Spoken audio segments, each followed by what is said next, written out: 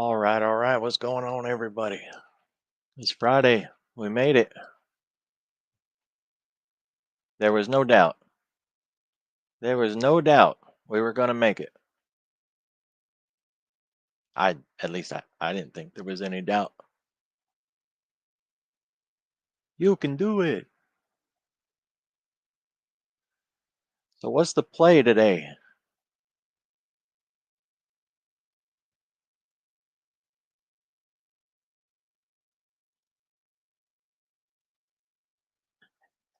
Yeah, it looked like it was trying to tease us, and then it stalled, and then it looked like maybe it wanted to do it again, and then it stalled. I keep asking, what's the catalyst? What's going to take us out? And give us that push. And how far of a push can it really give us except maybe back to the Globex high that we left early this morning?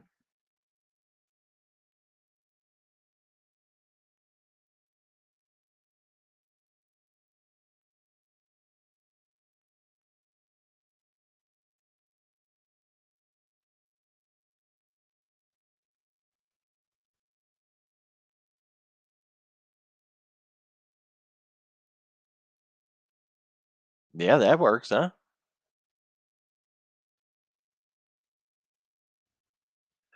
So I ran a scan to find things that are making new lows on the year.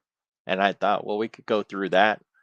Some of them, they're just setting up. They haven't necessarily given us a trigger, but depending on a person's trading style, that may be all they need. I'm trying to put a thumbnail on this drive on this stream, and then we'll be good to go.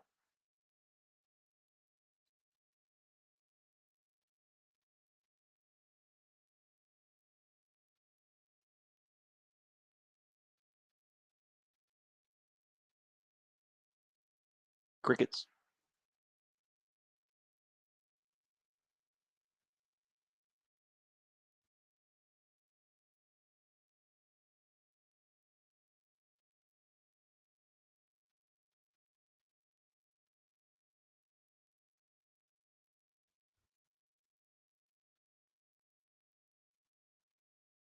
It took YouTube long enough to finally start showing me the video so I could do the thumbnail. Like, I'm waiting. And it said, you can just keep waiting. Okay.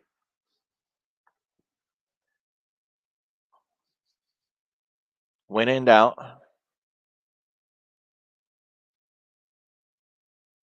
wait a little longer. All right. I got it in the right playlist. I've got the thumbnail done. The name is correct. Hopefully, it's got audio, and we'll be good to go.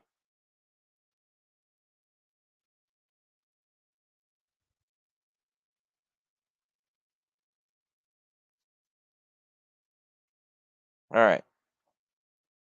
So, this short list it's kind of funny when I tried to filter it because it's the first thing that I do when I make a list is I get everything and then I try to filter it. It was a pretty decent sized list, 70 plus names, and I thought, well, let's shorten that up by looking at things that have weekly options. None. Or no, I first said pennies in the options. None. I thought, okay, well that's a little strict. So let's do weeklies. None. Things that are in the S&P 500. None. All of those. So like, out of 77 names, yeah, out of 77 names, they're all trash. They're not in the S&P, they're not in the Nasdaq, they're not in the NYSE. They don't have options. They don't have weekly options at least. Like, man, what kind of list is this? So, I did some adjustments and it does have some names you would recognize. Um, Instead of looking at names that were going up, I flipped it short and looking at names that are going down. We've got microchips, FedEx, Nike, Target. So now we've got some names that we can work with. Iova, um, names that we'd at least recognize, right? Instead of just some random stuff that was going to the upside. So I also have my high-low list, which is more short duration but high momentum. So, if we don't like the things that we find in the new yearly lows list, then we can focus on the high-low list with the really strong momentum that'll get us short-term trades, short-term plays.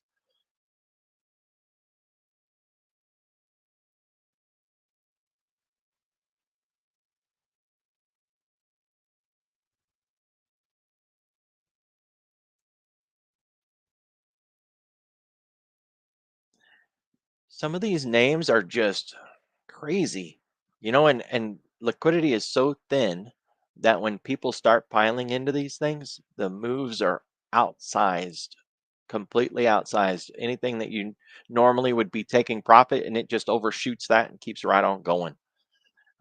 If we go through the high low list, and these are the positive ones, so these are things that are getting bullish flows today in a bearish market environment overall. And I just sorted them randomly. I guess I could try to do them in some particular sector or industry, which is how I like to do it. That way, if you're looking bullish, what do you want to see? Consumer discretionary. Well, okay, Tesla, after bleeding like a dog, is nearing a support level. It didn't hit it. I know a lot of analysts that'll say that's the level it needs to hit. I'm not going to go long until it hits it. And if it tries to go long before hitting that level, they'll short the rip. So, feeling froggy? Want to short the rip? I don't really want to short the rip, but I get the sentiment. This isn't ready to go up because it hasn't finished going down. So there could be a nice play. Certainly on the day, it's doing great. Bull flag, pause, micro bull flag, pause. It's trending on a 5 minute. Yay. Ford right behind that, broken, junk, has options. Lower highs, lower lows, consistent, persistent, hasn't stopped. Don't have any reason to believe this is going to go up at the moment. But if we're looking for a trigger, then we can get above the earnings bar. It's the bar of control. With 10:30, get above that, we'd set a new high. We could start looking for higher lows, higher highs above that structure. Try to turn Ford around. It's an institution. Is it really going to go anywhere? Oh, that's trash. That looks like one of those triple leveraged broken ones. This is starting to look like all of them look like the same thing. Run, really nice intraday. Just IX10 sideways, trash, bleeding lower. These are the things that are up today getting bullish flows. FedEx finally trying to turn it around after it dumped and fell so far. It's broken, by the way. Let's step out to the higher time frame for a moment. FedEx, daily and a weekly. Got the daily on the left, weekly on the right. And I know these charts look a little noisy till you get familiar with them. I stare at them all the time, so to me they're normal. The 200 week, we broke that decisively this week, and we went down to the 400 week. It's a really big deal, that 400 week. Below that, we start to consider things that they're institutionally broken at that point. They'll start losing really big institutions. They'll be removed from ETFs. It just kind of snowballs after that. But it was still really expensive even there. It's at like 225. So if we break the 400 week, we could focus on going to the 600 week. That'd be around $200. So a nice 25-point drop. It's bouncing now because that's what it's supposed to do after such a gigantic fall. Likely digests here a little bit around that 230 area. We could even see a run back up into the 200 week. So if you're looking for a short on FedEx, it would be awesome to get a short off of that 200 week. That's the purple line that we see here. That would be the best scenario, but I don't think we're going to get that. Let this week close and then mark the halfway point. It's 233. We'll be looking to reverse off of that half point and take it back in the other direction. When I zoom out a little bit, we can see that the half that I just drew matches this half from the bigger time frame that I've got drawn on the other side. Cool enough. It's not spot on perfect, but it's close enough, right? What's a few dollars among friends? So we would want to see next week that the market opens, and then what I would like is that it gets above that half and can't keep it. And as it falls back down through that half, that'll trigger my short. Now, this trade could take time. It already fell a long ways, and it may need to digest here. So, it could come back down and test that 400 week a few times, hang out for a while before it finally breaks that and then gives us 200 eventually. So, if you wanted to play uh, like a poor man's covered call or something like that, you could do it. I am not a big fan of that one necessarily, but you could do it on the other side with puts. Buy some puts, and then in the shorter term, if it doesn't want to fall right away, then you could do the poor man's covered put and just sell those puts in the short duration while it's chopping about, holding uh, that 220 level or whatever, that 400 week, give you a chance to sell puts there.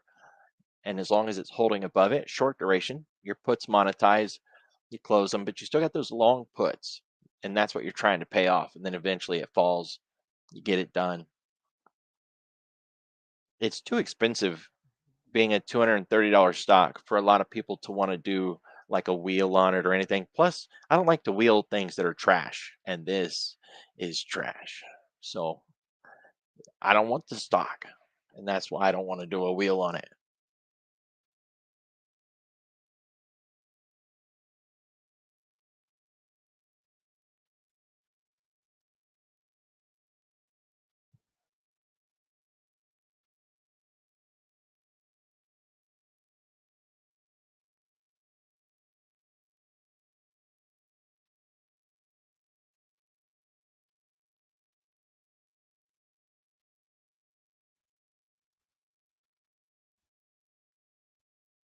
Well, now, um, when it comes to having a bad market environment, and I've been warning people for weeks that things aren't going to turn around anytime soon.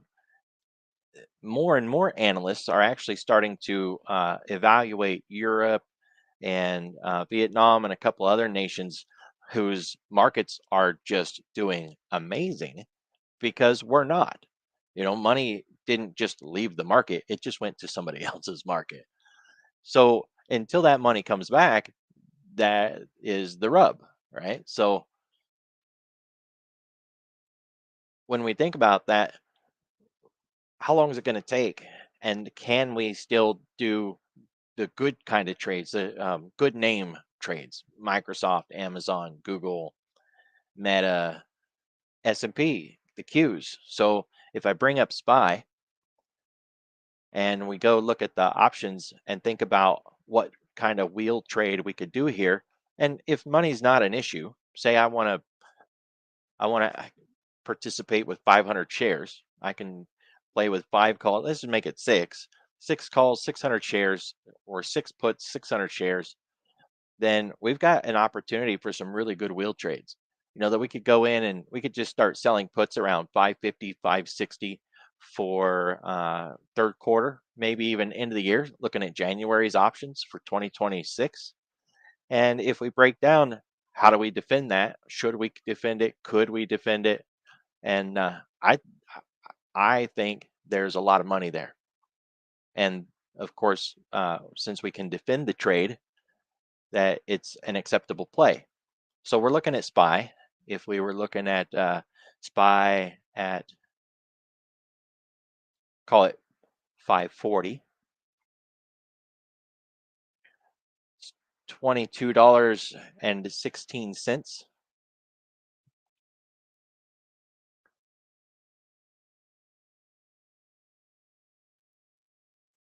I do like those near the money options more than far out of the money options.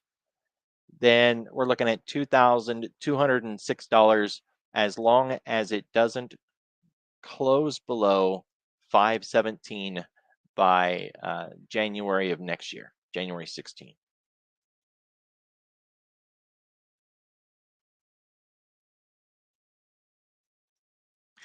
I was looking at selling puts on the S&P for January of next year near the money. And then,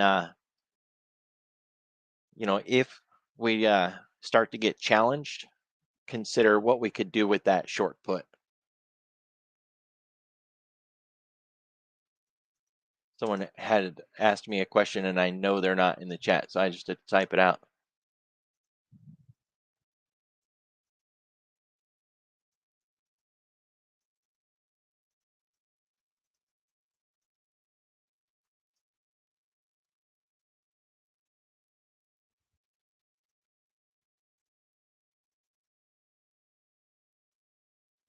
All right. So first, we're looking at making, $2,200 for just selling a put. We don't need SPY to go anywhere. It doesn't have to do anything for us. It just needs to not fall below the break even point. And we can put that break even point on the chart so that we can go back and visualize what that looks like. I'm going to tell this to mark the break even for us. I chose the wrong date there. So mark the break even for January 17, 2026.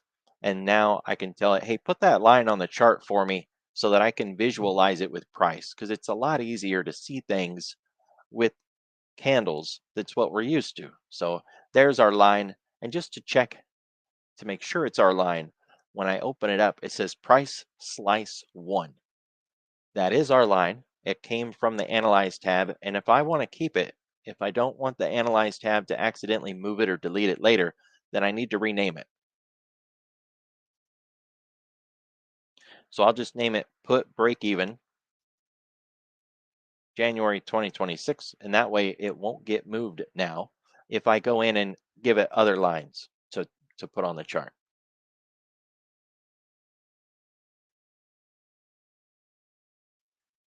Yeah, never hurts. One thing that I've often talked about when it comes to swing trading options is to doctor up the chart, to mark out your break evens, draw your lines, put boxes of color on there showing profit and loss, just so that it can help you visualize. And it sounds silly if you've been trading for a long time, but if you're new to options and the craziness and the complexity that it can be for new traders, draw it on the chart. I promise it makes your life so much easier. It removes a lot of your fear and frustrations because you can visually see it whenever you want, right? And you can hide these levels. They don't have to be on there all the time. That way you can get them the heck out of the way when you don't need them and then put them back on when you do. Having that can just really remove a lot of anxiety and frustration. Uh, Helps you visually understand, what do we need in this trade? With that break even, we need price to stay above that level or to get back above that level by January of 2026. And they would pay us $22 for it. So we can just add that. If you run out of room, by the way, let's go ahead and do it here just for a good example. You can duplicate the line, put in what you want,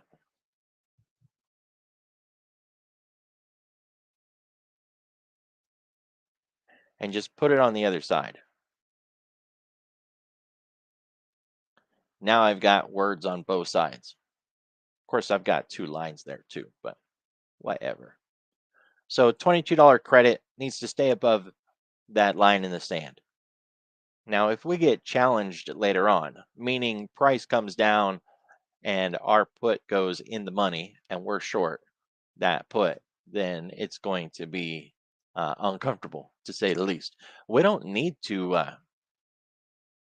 deal with it.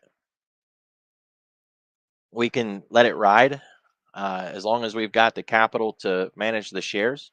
Then we can just let it ride, or we can manage it. We can defend it. We can try to roll it. We can just straight up buy puts to go with our short puts. That will make the long puts cover the shorts, so we don't need our portfolio managing that risk anymore. Sure, we're going to lose, right? If we do that, we could very well lose the long money that we spend on the puts.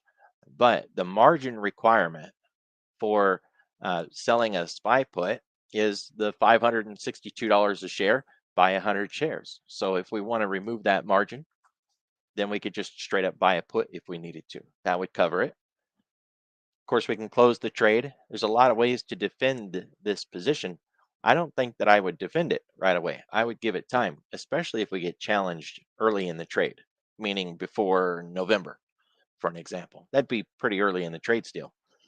If we get around December and then we're still near that level or even under that level, then I would get more concerned about defending it at that point.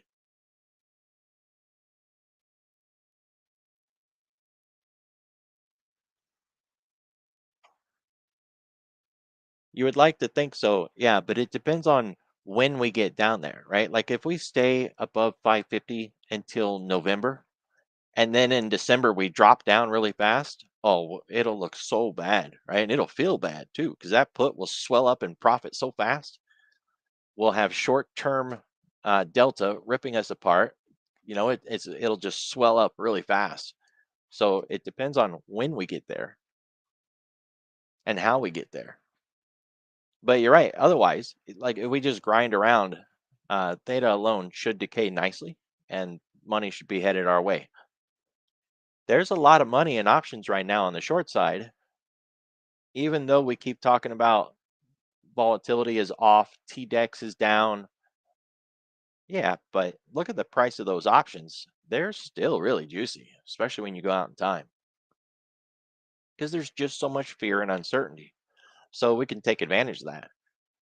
My main stressor that I keep pointing out to people is sure, we could take advantage of it. Just make sure you're willing to own it, right? Like this can last a lot longer than any of us want to believe. If you go back and look in history, there's been times where the market was sideways for years. I know that's not what any of us wants to hear, but if we go sideways in the Mag 7, which right now has the nickname the Lag 7, we could stay sideways until like 2028. You know what I mean? Like it doesn't owe us a run, but sideways still means we can sell options on it. So let's think about making money. $2,200 for selling that put, and it does require margin. It would take sizable capital to accomplish that. If we're talking about the 6 puts, not just one, and then we can manage it by rolling it, adjusting it. If you're looking at rolling, one of the things that you can do is continue to focus on where your delta is. So we were looking at a 540 delta, a 540 strike with a delta of 32. If I want something that is mechanical when it comes to rolling, I could attempt a roll every time my delta adjusts by 25%. That's one way to do it. Of course, you can use half or third, whatever works for you. So if we take 32, divide it by 4, every time it goes by a quarter, then we could attempt to roll. I like to roll when I've got something to roll to. And if you think about where this is positioned, there's really not a lot out here that I would want at this point.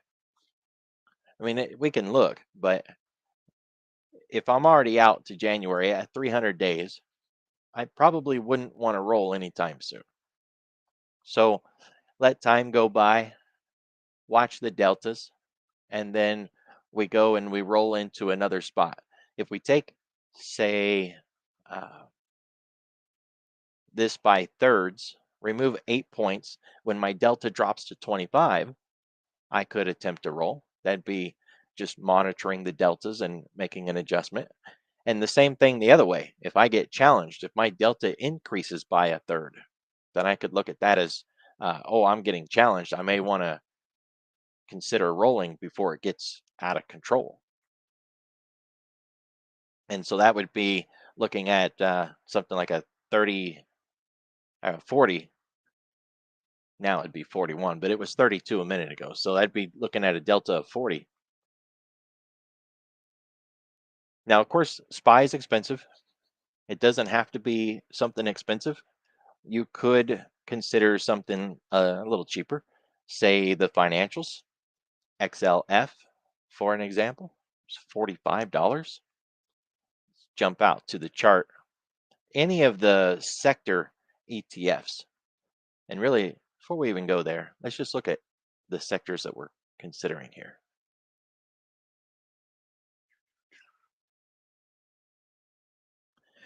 I like these 9. You could add more like real estate, cloud computing, chips, software as a service. There's so many other things that you could add here, but generically speaking, tech, financials, consumer discretionary. If we were looking to sell options in any of these, I would feel comfortable about it because these are not going to go to zero. They're not going to crash and burn. You know what I mean? It's the marketplace. We're still going to be here when all of this is said and done. You don't have to worry about earnings necessarily because these don't have earnings. The things that are in them has earnings. It does get adjusted from time to time. Every quarter, the holdings get shifted around, but this isn't a bad way to go. And look at the prices. 50. Okay, these two are a little pricey, but this one's in the 80s, the 80s. This one's in the 80s, and this one's in the 80s. Much cheaper than SPY. Of course, cheaper product. You're not going to get as much money when you sell something. Utilities has been tied to AI. It's been tied to um, quantum a little bit. It's been tied to these new SMRs.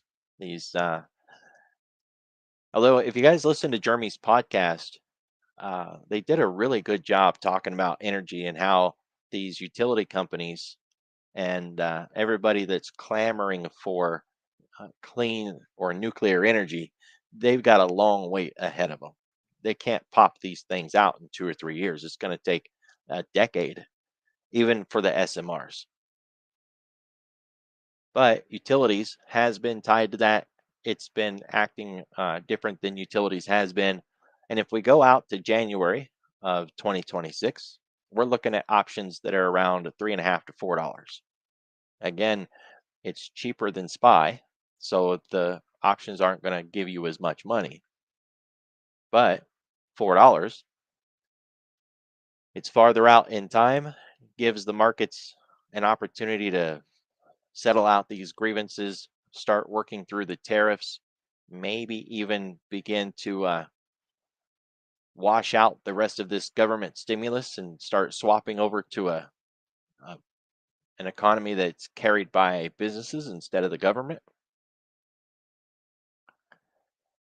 And the margin isn't so much because it's only $78 instead of $580 or $600.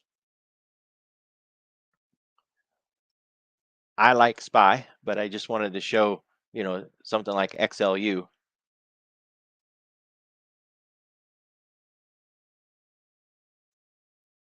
But we can go another route and look at some of the Mag 7 names like Microsoft.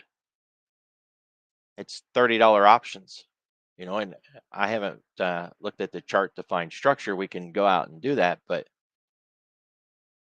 when you've got the capital, why not focus on these bigger names with really juicy options on the idea that, you know, Microsoft, Apple, they're not going away. They're the largest blue chip uh, darlings of Wall Street.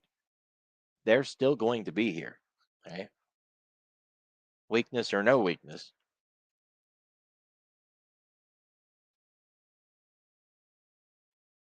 So if we consider what does really bad look like?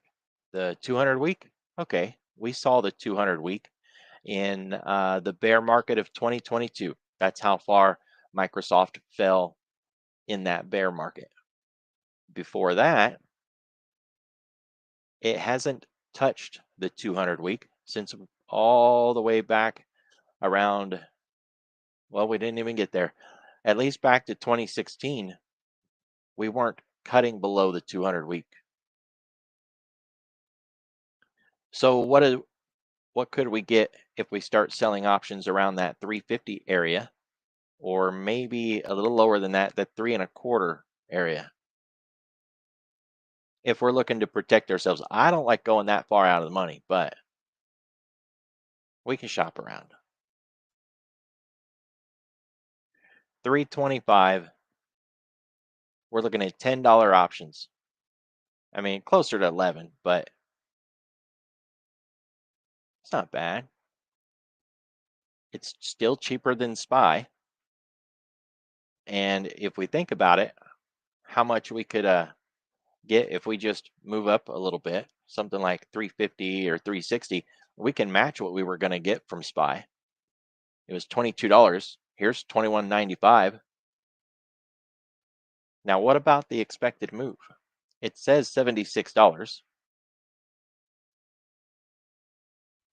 It's got a 26 vol. Let's just round up and say 27. Um,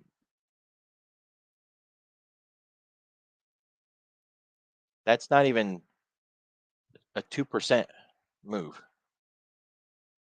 16 would be a 1% move. 32 would be a 2% move.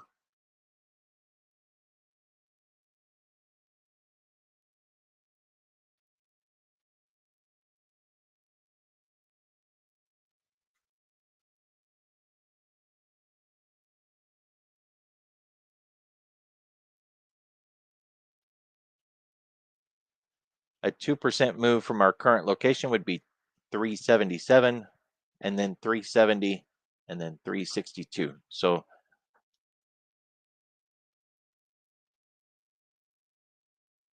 it seems like they're pricing in a bit more.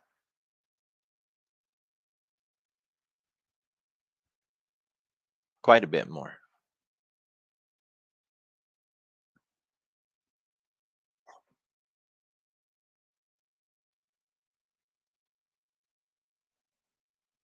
Let's do it this way. There's January next year, and this is the expected move range for the year.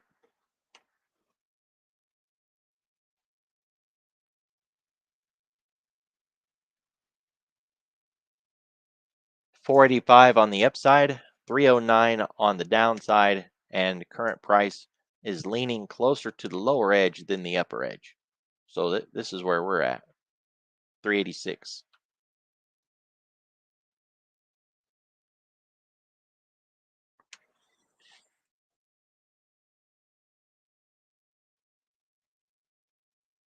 You guys following along with what I got going on here?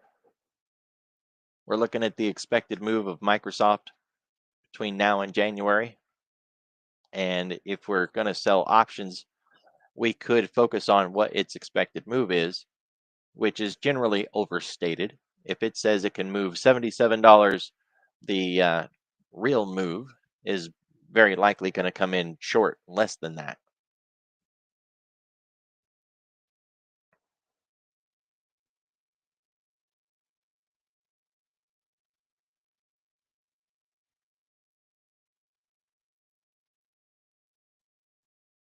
Oh, yeah. Yeah, the probabilities are really good in options. It's hard to trust, right? But billions of dollars are placed in trades based on those implied vol values, and the model works. And people put billions of dollars on there because they know the model works. Right? And it doesn't mean that you can't lose. In fact, we're looking at a probability of 70%. And if we wanted to, we could jack that number up. We could look at a 90% probability or even a 99% probability. The problem is the pain that comes with those. I- If you think about it from the perspective of you being a winner and somebody asking you if you want to take a trade, that guarantees with a 99% chance that you're going to win that bet. If you lose, shouldn't you really feel it? Because the other guy is taking a trade that says he's got a 99% chance of losing. He's almost guaranteed to lose. What's the reason that he would even want to take that trade? Because if he wins, he should get a really darn good payout for it. Kind of like buying a lottery ticket at the gas station. You got a 99% chance of losing, which is why you only have to pay $2 to become a millionaire. So of course, we don't want a 99% win rate trade because we're only going to make $2 again and again and again and again. But the one time we lose, we're the sucker paying out the $1,000,000, right? If you just think about it from the gas station point of view,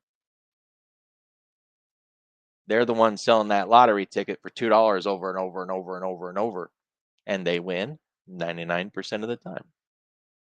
We don't want to be the gas station. So if we balance the trade into something a little more normalized, like 60%, 70, when we lose, it doesn't feel good, but it doesn't break us. And when we win, we get something reasonable, which reflects the risk that we took. So one standard deviation, 68% probability of winning. It's up here in the upper left corner. That's our probability that we're running on. And then as I move my mouse to the right, we've got the date down here, and it shows that this is the 16th. And this is that curve that we were looking at on the other page. It's just going from left to right the way that we read price. That's how this curve is responding, rather than going up and down, because that's not how we read price. So if I'm here and I look at January 16th and I go to 350 and ask what's the probability that price closes above 350 by January 16th? 67% chance. Well, I like those odds. It's not 68.27, but it's still a pretty good number. And of course, I can scroll up, scroll down, and as I move up and down, it's going to give me a different probability. So our 350 strike has a 67% chance of working out. And we don't need to hold it all the way to expiration. So if we manage it early, we increase the likelihood of a winning trade. I don't remember the stats on what the increase gives us, but Tasty Trades has done a ton of work on this research, trying to articulate better how you increase your odds of success if you manage the trade early. It's why they actually built it into their platform. It's called a P50 ratio. So if you use Tasty Trades platform and you build a trade on Tasty, it has a P50 value. We'll just go in here and look at, say, Microsoft. We'll go out to January.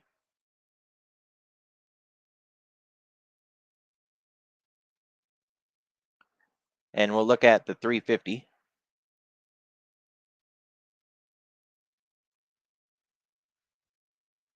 Here's our P50.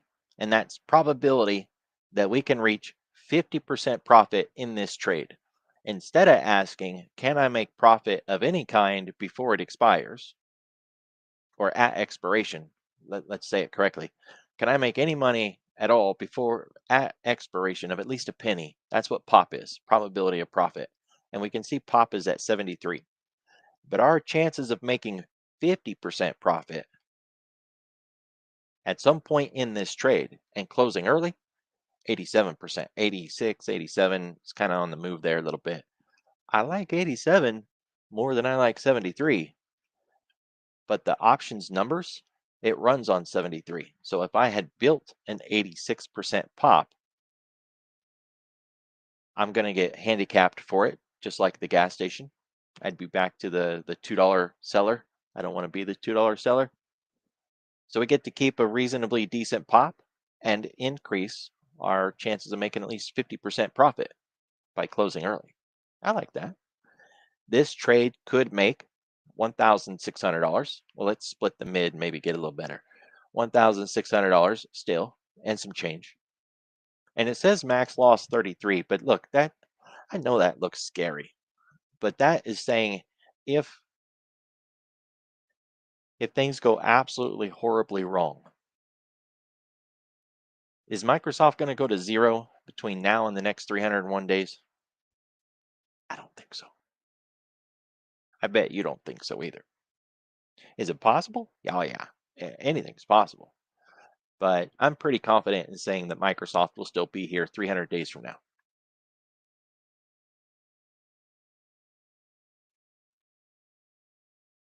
And if I end up owning Microsoft, I would get it for 350 minus this. So my break even in the stock would be much better, right? I wouldn't have shares at 350 a share. I would have them at let's see, 340, 334, 333, and some change. Well, that's not bad. Let's look at SPY at 330 and see what my share price would look like if we managed to get down to 330. That'd be that 200 week that we were talking about. So I'd be owning it just under that 330. All right. Now the bad side of that, when we talk about a wheel, is that if we end up with the stock, that's okay. We'll just sell covered calls, right? Which, if you think about it, if we fall all the way down to 330, and now I got the stock, and it looks like it wants to do this. Well, I don't want to sell covered calls on this. It's going to chase me all the way back up. I'm not fancy to that. On the other hand, if I did get assigned at 350 and I turn right around with my stock and start selling 350 calls, I'm doing it from a new average share price of 333, selling 350 calls.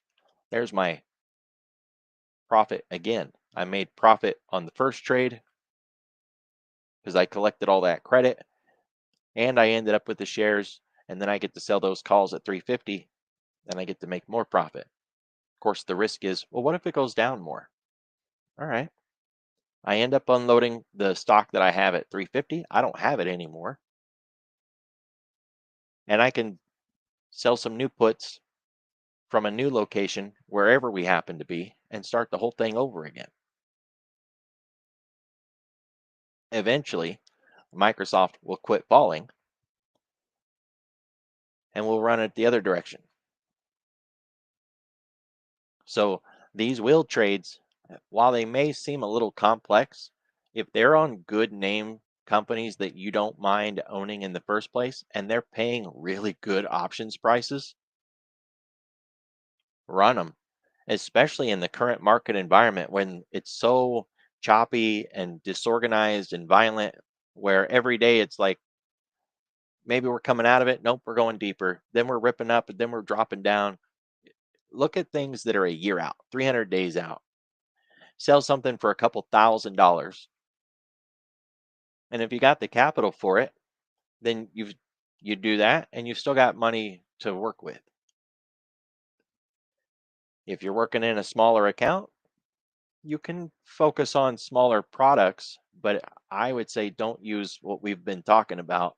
You'll want to use a much smaller time frame. Small accounts need fast turnaround. So you would want to focus on 6 weeks out, maybe 8 at the most. You want a fast turnaround. If you have, say, a $500 account and you tie up all your funds in a trade that's going to last a year, well, congratulations, you just locked your account for a year. You don't have any funds. You can't do anything.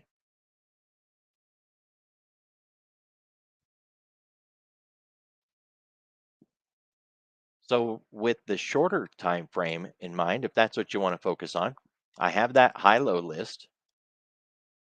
This is a very short duration, high momentum play. These are the longs. And we're only looking at longs because the market has fallen enough that on the short term, we can expect some bounces. So we can start shopping through these. Of course, we could sort them by, their cost if we are focused on those smaller accounts. Grab, for an example, is the cheapest one on the list. It had let's flip this over. It had a 1, 2, 3 bounce and it managed to come back in. Got hung up at the 786. If it can't complete that move, which would have took us to $5, then it's likely we're going to come back down. We don't need these anymore. These are old. It's likely we'll retest the one and go on down. This is a cheaper one, high momentum. It's focused on today's push. That's where that momentum came from. Ford is another cheap one that's on the list. And again, look how much it gapped down, fell even lower, rallied up, and it's at the high of day right now. Yesterday's mid, 1007 or 1011. You can use either one of those. They're really close to 1010. That's the mid we got to get through here. That's high momentum.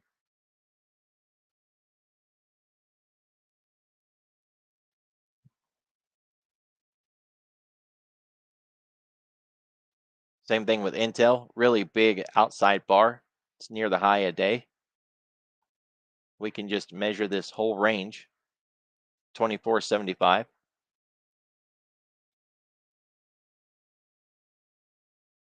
I got to say, this looks like an island reversal that wants to reverse, by the way. So it may be getting some bullish flows here, but even in the short term, I don't think it's got the juice. Of course, we've got some gaps to close, but I just want to throw that out there. This really does look like it wants to come down and get these lower gaps done, and that would be a beautiful island reversal.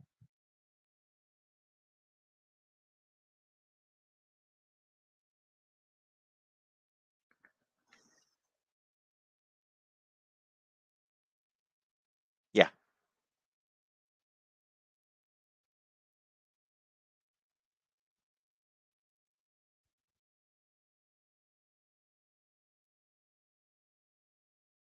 these high momentum ones, they're just short duration stuff. They can last anywhere from 36 hours to 3 weeks, but I am not a fan of guessing earnings.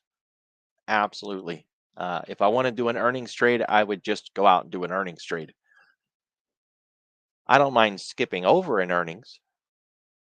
Say if I was going to take Intel for a 1 year trade and it was 2 weeks from earnings, I wouldn't care about earnings. But if it's a short term trade,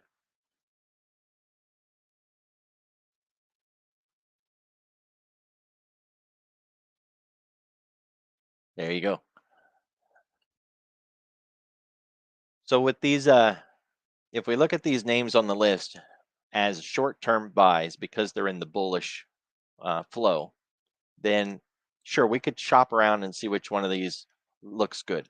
But for me, since I think everything is still heavily negative and we're a week away or a week and a half away from those tariffs, yeah, one full week and another half of a week. April 2nd is the tariff deadline. Um, there was somebody that was talking about what if we get early news that he comes out with a statement and in some way shuffles that deadline around for whatever reason. And it's not unheard of. He's been adjusting the tariffs talk this whole time. Then these things that are starting out a little bullish that we think are just a bounce into resistance before it flips over and falls may not be a bounce into resistance before it flip overs and falls. It could catch a bid because it'd be bouncing right before some adjustment comes out to the tariff talk and all of this turns out to be front running on something more like the CTA repositioning that we saw in the S&P. right? Those CTAs were heavy short, and they're starting to turn it around now. So we can shop this one list from multiple perspectives that these are bounces that we want to short. We would be selling the rip, or that these are bounces before the news that people are buying a rumor or buying the hope of tariff adjustments before the tariff adjustments get announced. VERU. That's a penny stock I haven't heard of in a while. Hello, old friend. Not really interested in this one, I gotta say. It did pop up on the list, so there it is, but it's 52 cents a share. Um, if you want to play it, it's on you. For me personally, when it comes to these penny stocks, I consider these event plays, not just this one in general. If you want to play a penny stock, you want to know the event that is triggering that penny stock.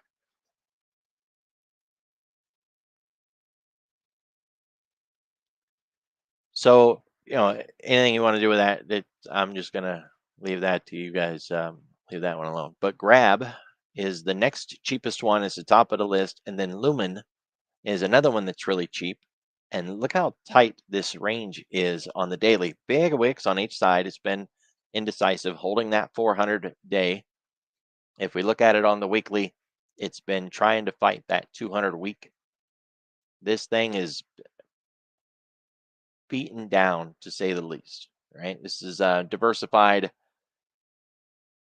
alternative care, diversified telecommunications, alternative carriers.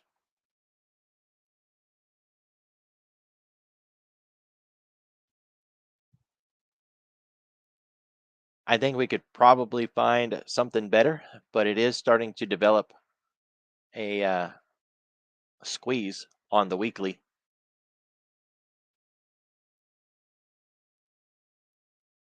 We would be looking for a jump over that 10 week and a run to the upside, but we had a 10-20 cross. We're underneath both, and I think this just needs a trigger. Even on the week or on the day, if we zoom in a little bit, today we had a really big gap down and then we rallied back up, but we're not even outside of yesterday's range yet. And it seems like it's struggling to even get to $5, let alone get it through it. So if you're looking at this, then I'd say close above the 10 week, which would need us to look at it next Friday to see if it's closing above the 10 week. Otherwise, you're taking risks on this one because it has nothing looks good here, right? It's just been beaten down. QSI, this has the name Quantum in it, but Quantum hasn't been doing so good. Even the NVIDIA conference this week, that GTC conference with, he was supposed to hype it up and walk back those negative comments. And so they started doing good as a group beginning of the week, but the follow through has been pretty lousy, really. And the earnings don't look good. If we just kind of zoom in through the noise here, we had that pop and then drop recovery, and it dropped right back down, anyways, like a liquidity gap. It had to get down there and it got everything closed. But now what? Right. And that's kind of where we're at. So on the week, this is a hollow, a solid candle, and it shouldn't be. So a regular candle would be hollow, and that would mean that we're closing up at the top here, but we're not. It's solid, and that means we're closing down here near the bottom, near the 3 week. That can't be the 3 week, is it?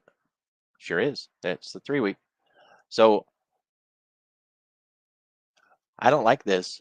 It doesn't look good at all. It did close the gap. And so technically, if it's rallying back up, then it got back above the 3, and it would want to, we'd want to see it continue this next week. So looking at next week, I'd like to see a bullish open, something like a gap up, get us above 150, and then continue to rally through the week, get through that 10, preferably a 1020, and keep moving to the upside. It's a really cheap stock, QSI.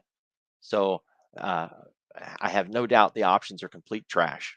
But if it has any options, then we can use them for defense. We wouldn't want to use them for the trade itself, right? We want to use just the shares and then protect with options because these options are not good. Let's just see how many they trade on average. Yeah, 1,200. If you was to start the trade with options, you'd pretty much be the book. You'd be making the trades for others. You want to be a market maker today? Why not, right? We all got to do it at least once.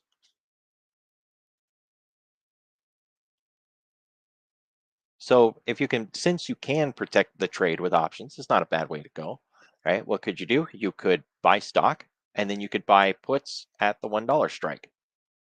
That's how you could defend your position.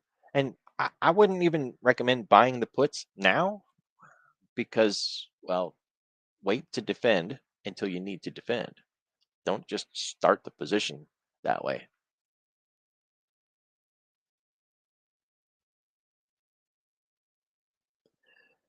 What else we got on the list? Milco. It's another cheaper one. You can see we're consistently hanging out underneath the 200-day. On the weekly, we're way below the 200 week. Look at all these wicks on the bottom here. They keep buying it up under that 5.4 level. Now, it could be that they're going to run out at some point. We're just going to fall through that and keep falling. On the other hand, it does look like they're accumulating at this level. For a drive to the upside, we want to get through that 10 and keep it. We got through here and we weren't able to keep it. We fell right back down again. Looks like that was earnings week too. Nope, it was the week before earnings. They had a little bit of a pop and then they dropped. So get above the 10, the 20, start working our way out. Joby. We were just talking about Joby yesterday. Joby is a really interesting electric vertical takeoff and landing drone flying taxi company. That's a mouthful to say. They have secured contracts in Abu Dhabi and the United Emirates as the exclusive providers of air taxis for the next 6 years, which is an absolutely amazing contract. They're having airports built, or shuttle ports, I guess they're being called. The infrastructure doesn't exist necessarily, right? So they got to put it all together. Charging stations.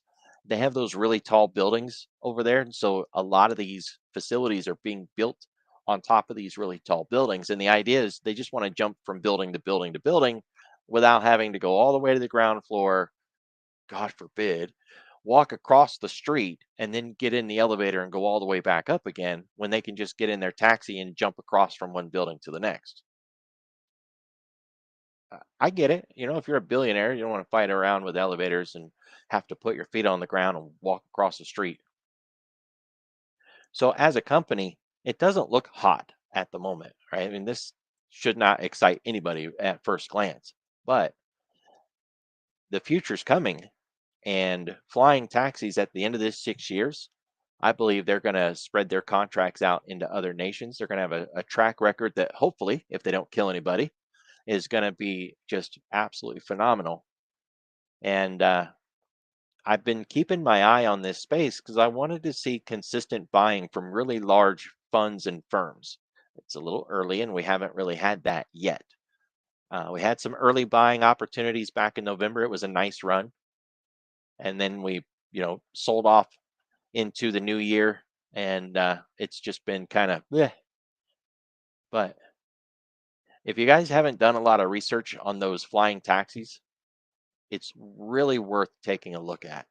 All the drone companies. Now, the military ones, look, those military companies with their drones have been around for years. That's not new.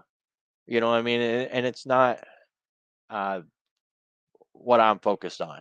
I'm really trying to focus on taxis, drones that you fly personally, commercial ones that you can use for survey data, farming, package deliveries, that sort of stuff. And then, of course, the taxis, rather than the drones that are carrying missiles and used in war. So there's some really good companies out there like Joby and EH. EH didn't pop up on our list, but EH is another one. These guys have secured contracts in Brazil. I'm pretty sure it's Brazil, and they do like tourist attractions, stuff like that. This is a Chinese company, which is funny. It's a Chinese company outfitted with contracts in Brazil, but it's the same thing as Joby. They've got this term agreement where they are the only one in the area that can do it, so they don't have any competition. They're getting infrastructure built, charging ports, all that stuff. It's going to be here really soon, guys. It'll be in the US before we know it. So this space is worth keeping an eye on. And I've got some really great material that I've put together over the last year. If you guys do want to dig into it next week,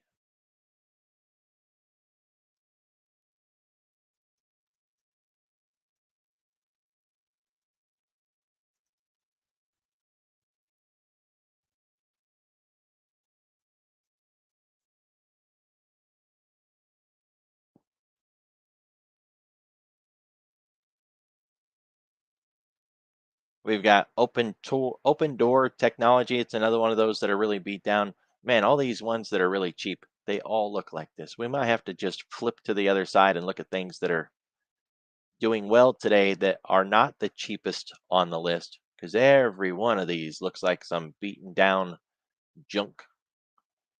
Uh, Laser is another one that is in the vertical takeoff and landing space or drones. But this one was, they don't necessarily build and sell drones themselves.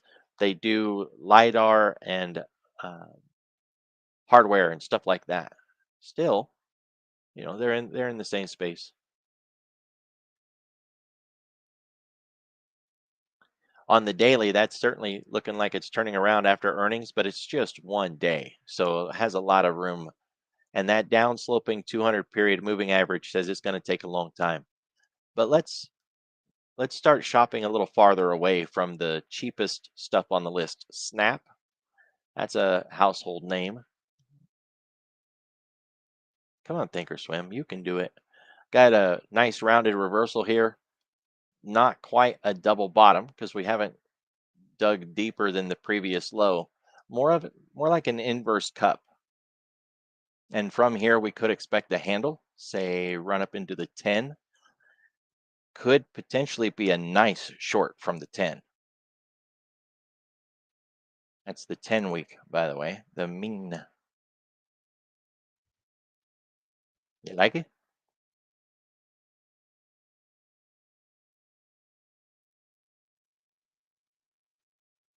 So if that is the short, yeah, you could see it as a H. Absolutely, with that really solid drop first. The reason I didn't mention it as an H is I was really focused on, say, let's start with this one. We have this really big bar, and then we had this basing pattern, and we ran up and we got that liquidity closed off of that really big bar. There was just a big gap, and we had to close the gap. So we did that, and it ended up being like this really big U shape. Well, then we had the dump again. And if we measure that dump, I don't have to get it perfect, but just do it anyways. There's your halfback.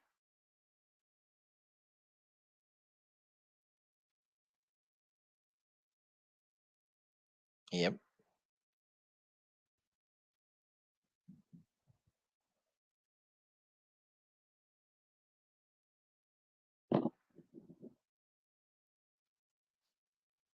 1, 2, 3, 6, 111.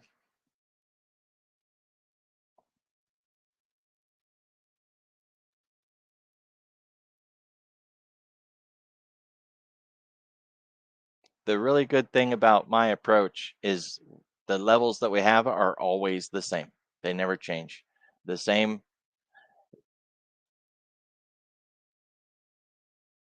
So if we focus on that, just the U and not the H, it's much like looking at a head and shoulders on a large time frame. We can look at it and say, there's a head and shoulders."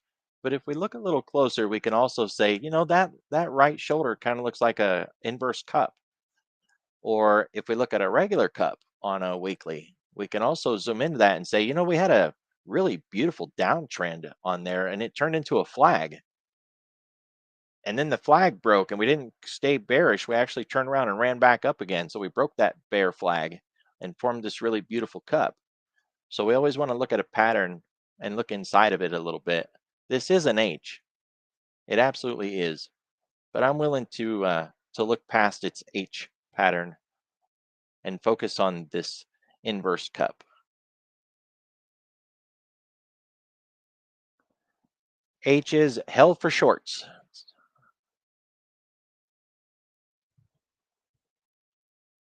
The 10 week is the mean. And if this mean reverts back to the 10 week and we reject off of that, that'll be the inverse cups handle. And we would use south side targets, getting through 100 and focusing on 111 and 1236 to the downside.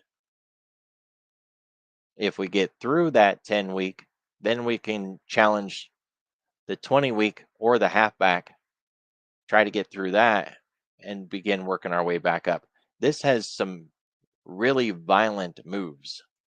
So caution is paramount. If we line up some of those really big moves, I bet they show up on earnings.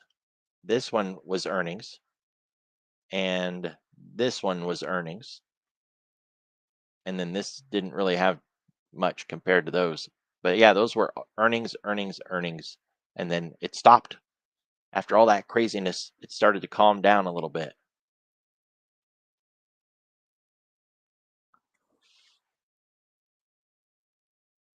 The stochastics has been really weird.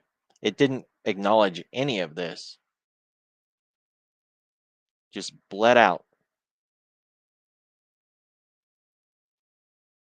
Can't remember the last time I seen that.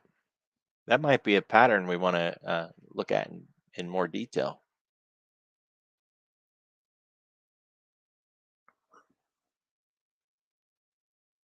And we have the airlines with more negative news that came out today.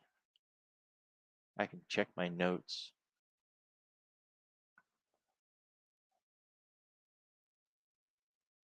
See what that airline news was. U.S. airline shares down pre-market after that's right, Europe.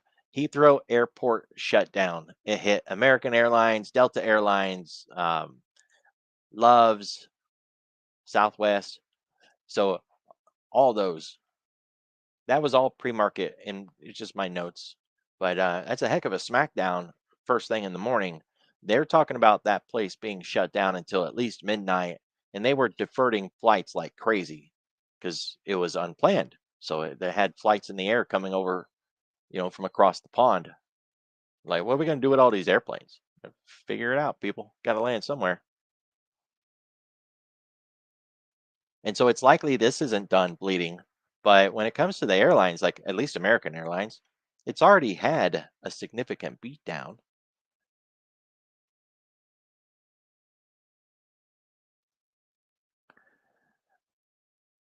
This morning they didn't have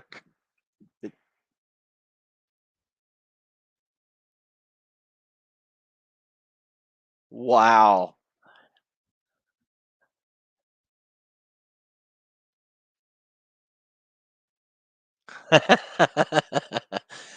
I'm glad you knew because this morning they didn't have anything. And so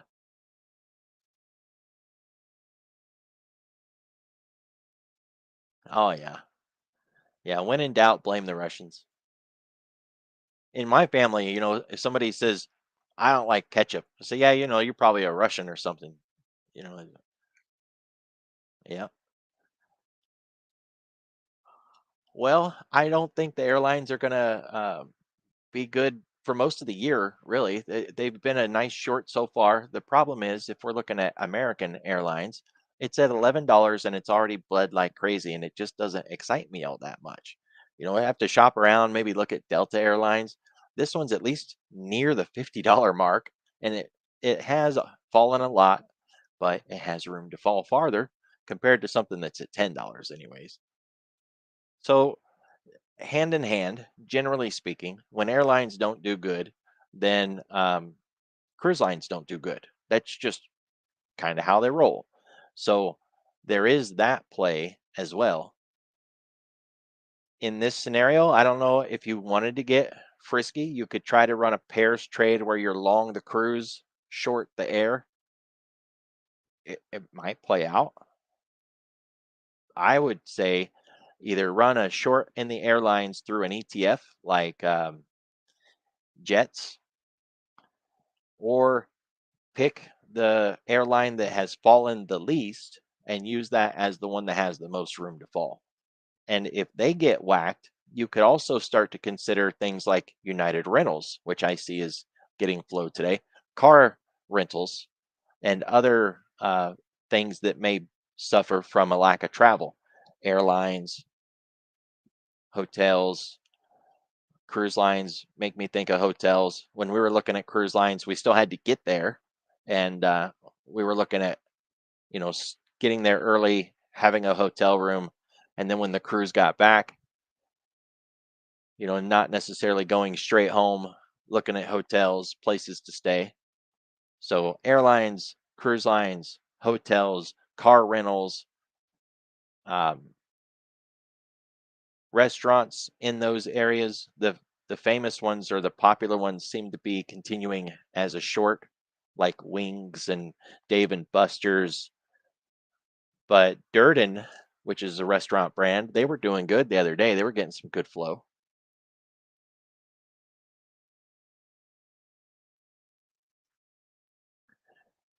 Target has been on my list. If you're looking at it on the daily, we're still not even primed for a bounce yet. I've been looking for a jump across the 4, and of course this thing has just bled like crazy. But if you look at it on the weekly, Target looks really good for a bounce here. And not a long-term bounce either. I don't think Target's going to be saved. They've still got a lot of problems that they need to work out, but it's the $100 mark. And the old phrase about if 80 then 100, that's real. When you can flip that around and take it the other way, if 100 then 80. They're defending that 100 line, front running it so far the last 2 times. And if we actually get there, it's very likely going to bounce again. I think we'll end up with another lower high. And that's nice because I don't want to short this one from the hole. I want to short this one. I want to short the rip. So a nice bounce into like 120, 125. I'd be really happy with that. It's maybe a 50% bounce. Tangles us up into the 10-week. Just overshoot the 10 just a little bit. Reject that 600 week. Take out 100. Start working on $80 a share. There's that old phrase, well, tell us how you really feel. I hate Target. I don't like anything about Target. I would happily short this company.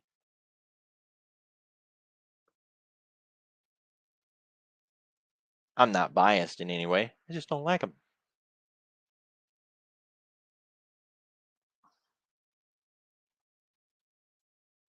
So it's worth setting some alerts around that 600 week or the 10 week if you prefer. If you want to actually have a short term trip, then you could look for a cross of the 4-period moving average. That would be 108,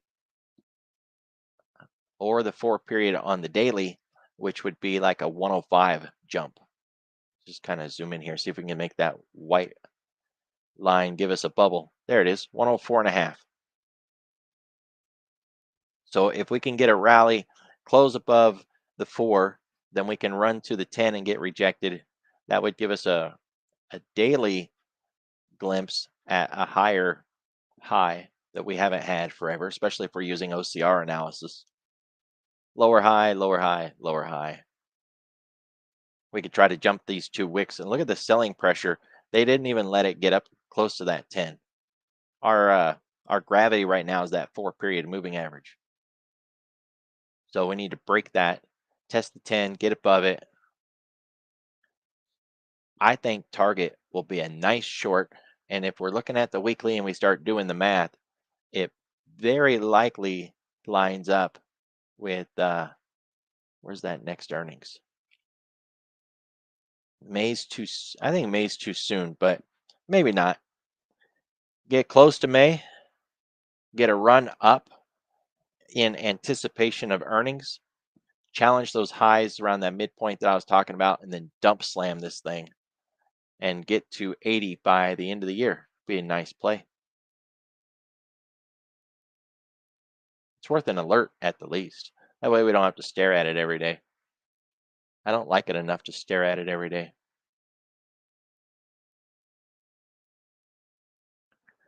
You guys like Target?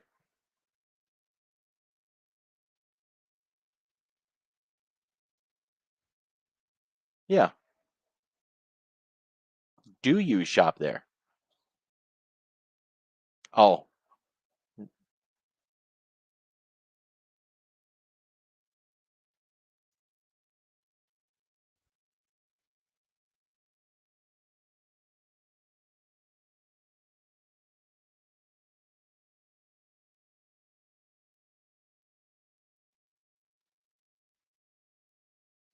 I am a realist. If I need to buy something and they have it, I'm going to go there and buy it.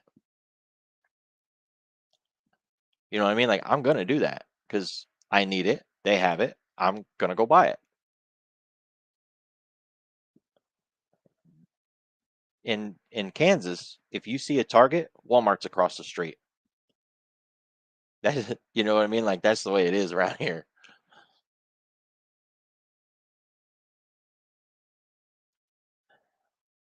Yep.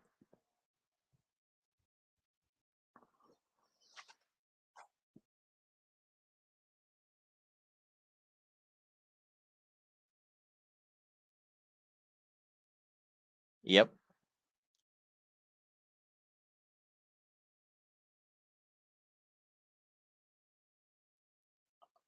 Um, O'Reilly's and AutoZone share the same parking lot 8 miles away from my house.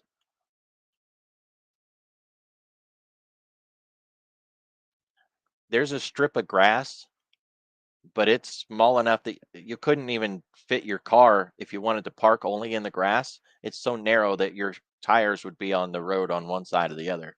So I mean, they literally they share the same driveway when you pull in off the road and you turn left or right to to whichever store you want, and their parking lots they're like merged with that little strip of grass separating the two. They share a parking lot. It's crazy. I'll get a picture next time I'm in town. They got my mom back local, so we're thinking about going to see her. So we'll get a picture of it. It's small town living at its finest.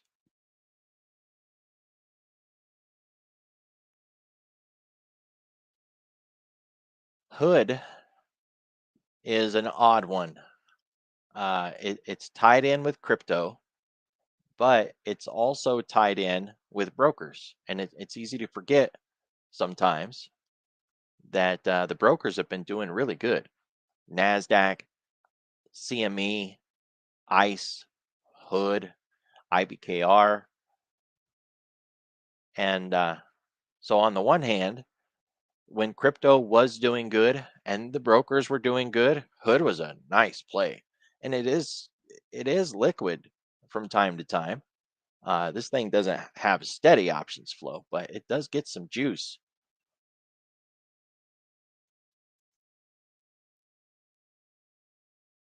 See what we're running on. Yeah, 257,000 options on the day.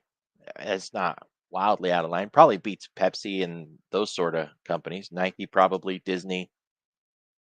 Oh no, it didn't beat Nike. Of course, Nike's getting some flow right now.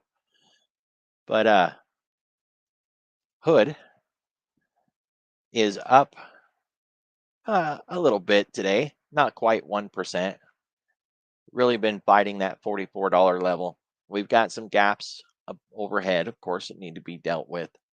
And if we get some juice in Bitcoin, then this will participate in that. When we look at it on the weekly, though, it sure doesn't look done.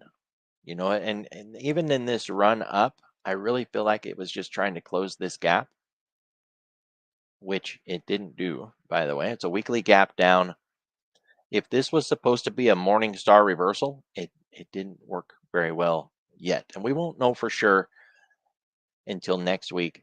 But typically for a morning star reversal, we don't want it to look like that anyways. We would have wanted it to have a gap up already and then run, and we didn't get that. But let's see how it comes in next week. If we can gap up above this close and we can challenge half of that candle, then maybe we can try to run for half of the entire range. It'd be like half of this range. Otherwise, this really looks like a bounce into resistance, and then we're going to just roll over and continue to go down. Kind of like if we scrunch this up a little, we dropped, we rallied up into resistance, and then we dropped. Now we're rallying up into resistance. It's kind of it's the dance. So Hood's got a lot of room to fall, and this could be setting up really nice play for next week.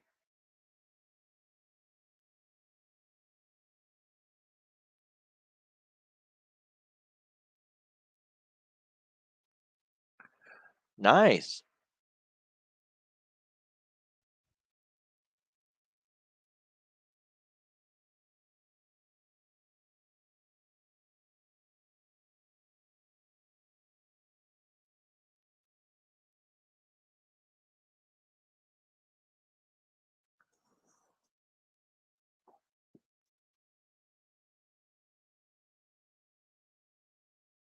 Sure. Here's another Bitcoin one coin. It's at the 200 week, broke below it. Really looks like it's going to close underneath that 200 week. Now, that's not a kiss of death. It closed underneath down here and it got back up there. But um, the first time it happened, it got back above. And then the next time it went deeper. Of course, on the rally, it did go higher. But that 200 week is mostly flat, slightly to the upside. But we're we're having a hard time with Bitcoin. And if we can't get that risk asset to start fleshing out, then these miners are going to have a really hard time. We just jump over and look at Bitcoin futures. We can see on the weekly that we're really not going far. We've got the 50 week here that we bounced on. We rallied up towards the 10 week, which we didn't get there yet. Stalled out before we could on the 3 week moving average. Look at it on the daily, we bounced off of a structured level. We got that gap closed from November, the elections.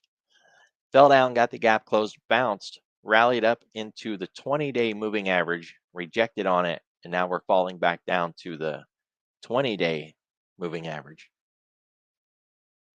The stochastics, it looks like we're crossing up, but really we should have gone below and we didn't. So this is still just working its way lower, lower highs and lower lows. We could get a little bit of a run here, but I would expect it to put in another lower high and then finally get below that 20. I just don't think it's ready yet. That's the long and the short of it. But not just coin and not just Riot or Hood or any of those guys, but the whole group, Ethereum, everything. We lost the consumer confidence, and the big players, they're chasing global assets right now. So if we're going to use Bitcoin for a proxy of risk, it's not doing so hot.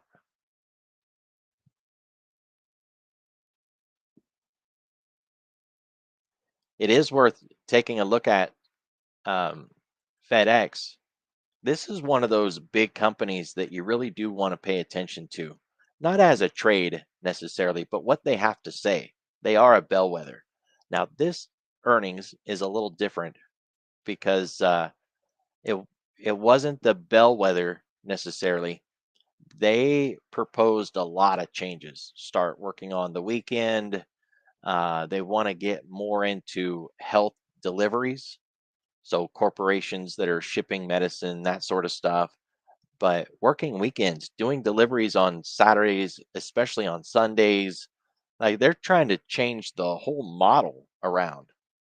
And I think investors got concerned about the costs that are going to come with that. Plus, giving up more of the customer base that they already had to focus on these new customers. Obviously, the market didn't like it, is the long and the short of that. It took a serious smackdown. But then they also provided that guidance on the consumer, which is why a lot of people watch FedEx because they really listen to what this company has to say. If you was looking for companies that really matter, Walmart and FedEx are two of those companies that you really want to pay attention to their earnings. And neither one of those two did good, right? So it just reinforces the idea that we're not coming out of this mess anytime soon. They fell down into the 400 week, and of course, they got a really nice bounce after they did that because that's what it was supposed to do. And it did. Really nice bounce. This candle is hollow, and that means that its close is way up here in the 230 area. So it bounced and it ran all the way back up here. This is not going to recover. It's going to chop about. It's very likely going to come back down and test that 400 again. But for the moment, we are rallying towards resistance, and we just have to try to define, well, where is that resistance actually going to be? I've measured from the last high that we had to the last low on a weekly, this higher structure, and that gives us a half back of about 230, and that's what we're hitting. If we measure the candle for the week, then we've got a half back of 233. And really, on this scale, on this level, $3 is not going to make a difference. We could just consider that the zone. If we can get through that zone, we'll focus on the 200 week. But let's see how this opens Monday. I really expect, well, let's just talk about the three things that we could get. On Monday, we could open equally sideways and potentially run higher or lower. That's one theory. Two, on Monday, we could open gapped up and continue that run towards the 200 week before we roll over and fall. That's another theory. Or on Monday, we open gapped down and we continue that fall. All three of these, one being neutral and the other two were being bearish. I have more scenarios, of course, because markets can do whatever they want. We could open gapped down and run to the upside. I don't see that, but it can happen. I would want to see personally a gap up into that 233 from wherever we close today, as long as it's under that level, obviously, because I want a gap up, and then a rollover and breaking the 230 for a nice short next week. And the short would be back to the 400 week. Be a nice play. And then, of course, if we can get through that, we can work on lower. But a lot of times when companies have been away from the 400 week for as long as this has been away from it, when we get back to it, we usually digest it. Just kind of go back in the past and look at what we did the last time something like this happened. So here we can see where we fell down into it and we really fought it for a while before we managed to start working our way. And we didn't get very far, right? But from April, May, June, July, right? There's a lot of fighting around there. The candles got bigger, the ranges got wider, and these are all weekly candles, just massive weeks. But it digested that 400, and that's what we're back to now, digesting that 400.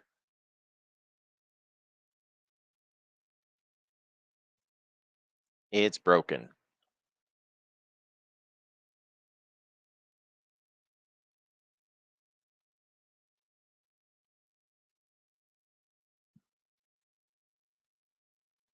A favorite on the streams is PayPal. This was my 2024 Phoenix, which really let me down because for most of 2024, it didn't do much of anything. And then around August last year, it finally started to take off into the end of the year.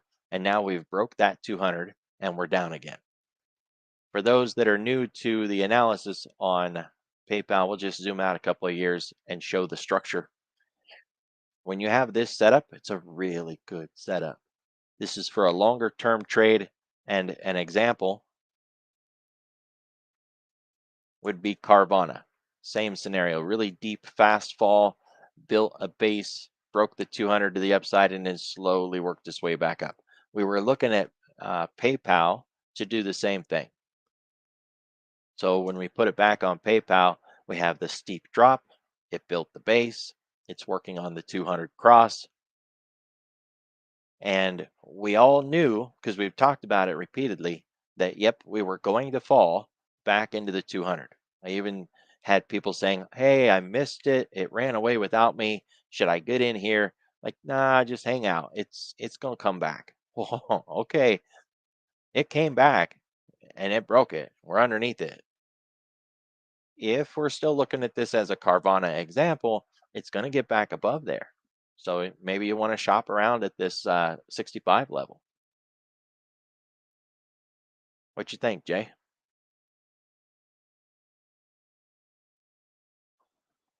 Yeah,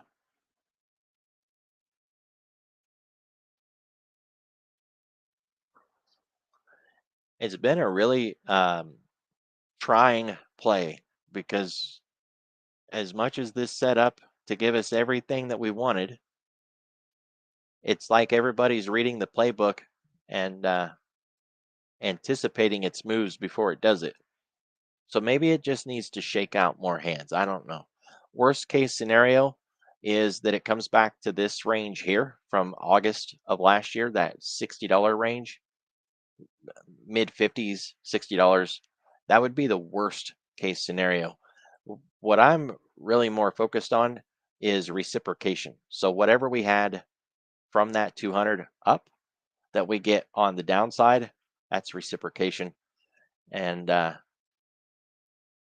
this shows that we haven't fallen enough. That's my concern, is that we may have to fall a little bit more. If I want this 50% to show up on that 200, I just keep moving this down. And there it is. $58. It puts us in the red line down here. And now those two match. So do we have to fall that much more? I hope not. If we're looking for a short term start to a new run, we've already got a surge play here. We've got the 4 above the 10 and we got price above both. That's a surge signal. If you want to confirm that, then you got to get above the 20. And then, of course, we need the 4 and the 10 to get above the 20. The target is going to be the 50 period moving average. I know right now you can't really see the 50, but it's hiding behind this 200. And every day that goes by, that 50 is going to fall lower because we're not up there. So as we run higher day after day, that 50 is moving towards us day after day. We're going to hit that, very likely reject. Maybe we'll find support on the 200 or the 20 at that point. Then we run up and we break that 50 and we test that 200. So you can try to catch it early. You can define the boss right now from the March 7 candle. So there's the GTFO box. Get out of that for your long or short off the low end if it gives us a chance. I still like PayPal, but that was a deeper pullback than I expected to see.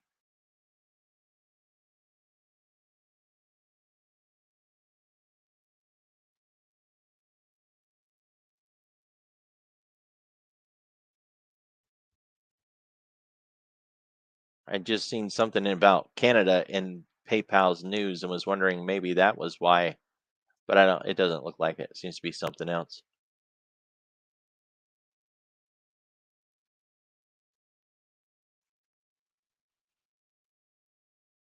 It has a very rich history, by the way. If you guys have not looked into PayPal's history,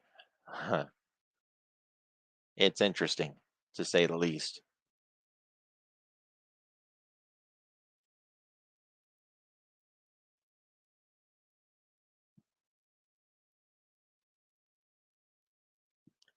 Um, Elon Musk used to own a company that was very much like PayPal. And this company that he has now, Twitter, that he called X, that's not the first company that he owned that was called X. PayPal and this other company were in competition. They were fighting it out to have the same clients. And finally, they merged as a company. CEO was Musk for a little bit, and then they ran him off during his honeymoon. As soon as his airplane left, they voted him out as CEO. It was a huge mess. It was, yeah, I'm telling you, it's got a very rich history. Somebody did a deep dive on it in a YouTube video, and I couldn't stop watching the thing. It was like an hour long YouTube video, but it was so rich in history. And they went through like four different CEOs, and every one of those CEOs was stabbed in the back and had the company ripped out of their hands. And I don't know if you've heard the phrase the PayPal mafia. In fact, one of the members of the current administration used to be a part of the PayPal mafia, which I believe is Scott Bissett, the Treasury guy. You can't make this stuff up. You know, if you're looking for like some 90210 of the financial space, then it would be a really good story. I'll have to find that video and post it to you guys. So, anyways, PayPal, all things considered, it broke the 200, yes, but it wasn't like we didn't expect that to happen. It broke it faster and it fell farther than I expected it to. And that's really the worst that I could say.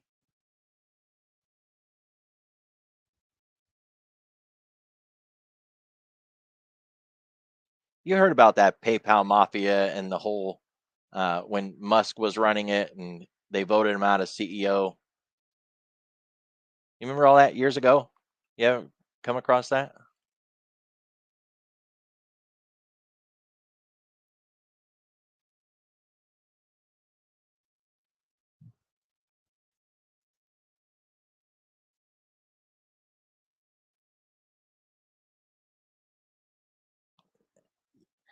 His company was really big on those Blackberries as a form of payment, and PayPal was doing something else. And they both started going after emails and signups, and so people could order from eBay, right? And they were pretty soon Musk in his company X was fighting with PayPal, and they merged to go fight the eBay, and then eBay ended up at some point owning all of it, and then they broke away from eBay and became PayPal again. And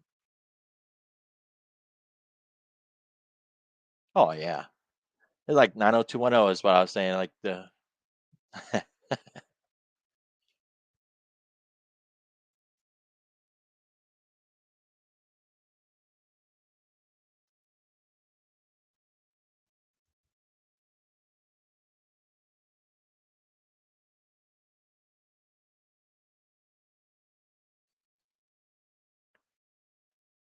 so I told you guys I would share a link to the video. It was about an hour long. It is very entertaining. I just put it in the chat if anybody wants to watch it, and that'll get you started. You can, of course, search for shorter videos. There's like 30-minute videos and that sort of stuff out there if you'd like. But I really liked the full version. It was entertaining, but eye-opening, I gotta say. And keep track of the names because one of them is, I'm pretty sure, the new Secretary of Treasury, Scott Bissett.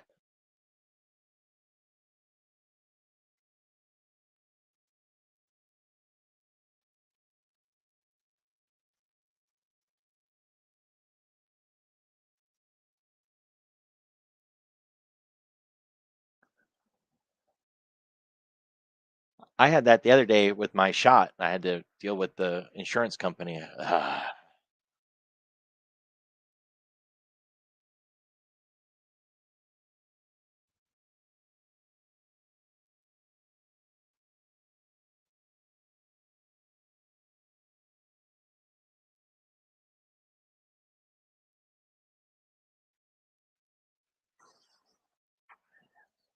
If you think about that PayPal mafia and the fact that Musk used to be the CEO of PayPal, only through merger and acquisition. I mean, it wasn't like it was his company; just they merged.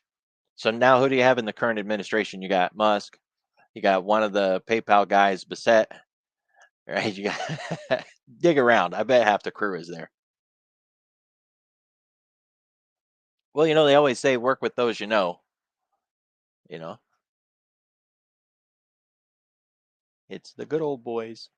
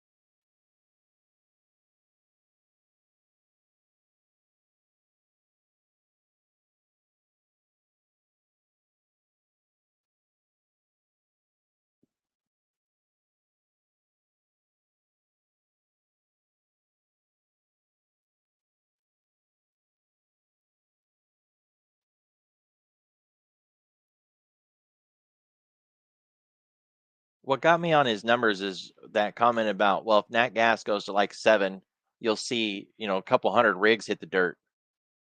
No, like we haven't seen a couple hundred rigs hit the dirt in 40 years. Even when oil went negative, right? When the entire globe shut down from COVID and nobody was working and nobody was using energy, even then we didn't have hundreds of rigs hit the dirt.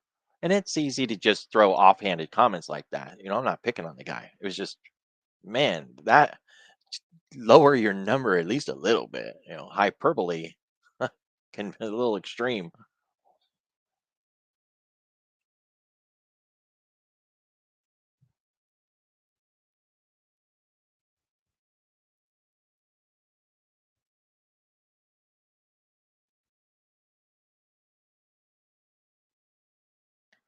I can't say I've never done it.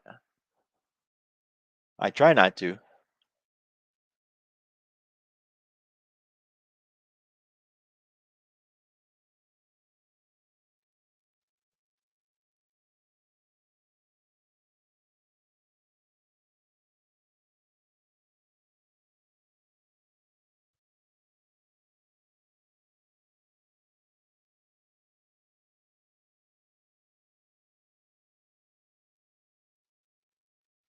That exporting in general is where everything changed because when I was working on the rigs, we didn't export.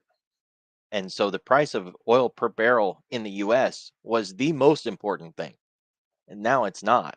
Now it's more of a global price because if you're shipping it out, then, our cost isn't necessarily the issue.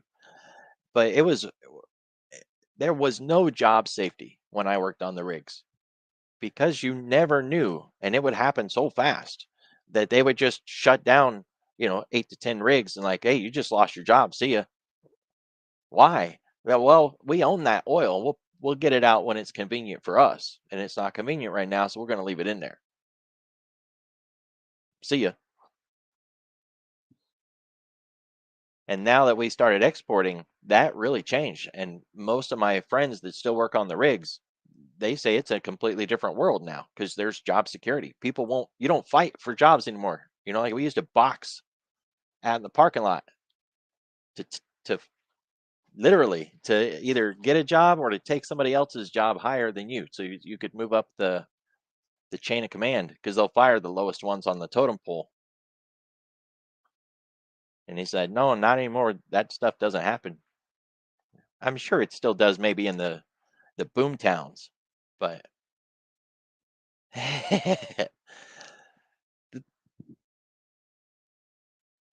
so I'm sure there's some areas where it could still happen, but say the rigs in the Colorado area or the Utah area, I did a lot of drilling on those rigs, and even out in the Gulf. Although I gotta say, there wasn't much fighting in the Gulf. They don't screw around out there.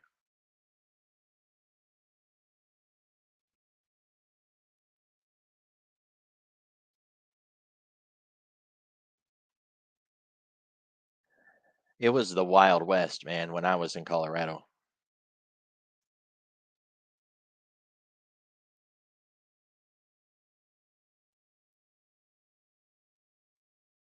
And I didn't work on the rigs in Colorado when weed was legal.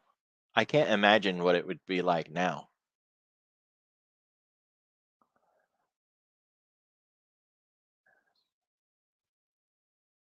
Yeah, because it's a dangerous place to work. Just imagining somebody, hung over from their pot of yesterday or something, or even just high today out on the rig.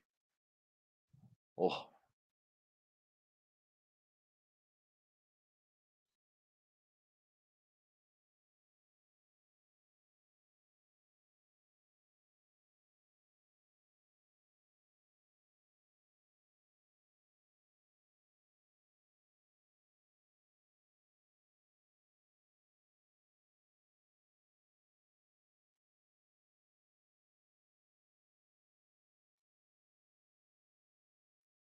we were dogging on Tesla and giving, or not Tesla, but Target and giving some really good short levels. But if you look at Costco, Costco still looks bullish in the long term. I know it's down on that 50 week and it had a hard time, but I don't know. I don't think it's done yet. It's going to have some issues, with the supply chains and tariffs and all that, but this thing has been a monster.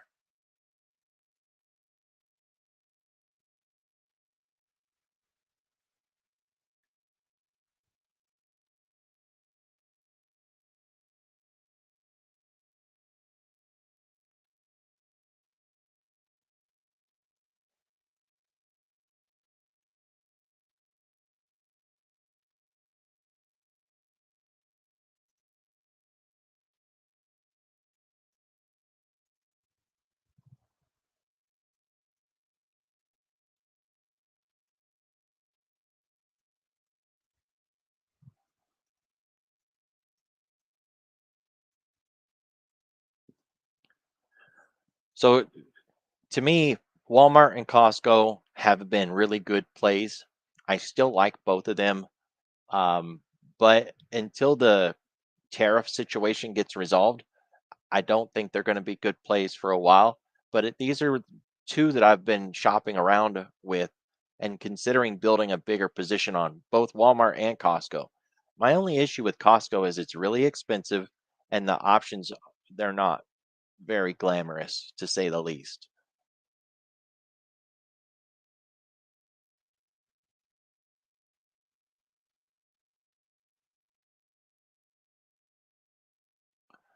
With with Costco, they started that gold bricks or gold cells in their store back around the first of the year last year, 2024, and it was in the news. Man, they were getting people signing up like crazy.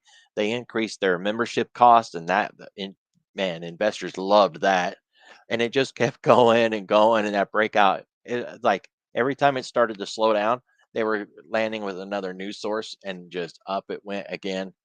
It's been a fantastic run. This is the first time we've tapped that 50 since the whole thing began. And if you go find a couple of examples that look like this in the past, depending on why they fell, of course, that first bounce can often just be a pause that needed to be done and it could run right back up and keep going. I keep my fingers crossed for these guys to split the stock. You know, yeah, a 10 to 1 on this thing, that would just be fantastic.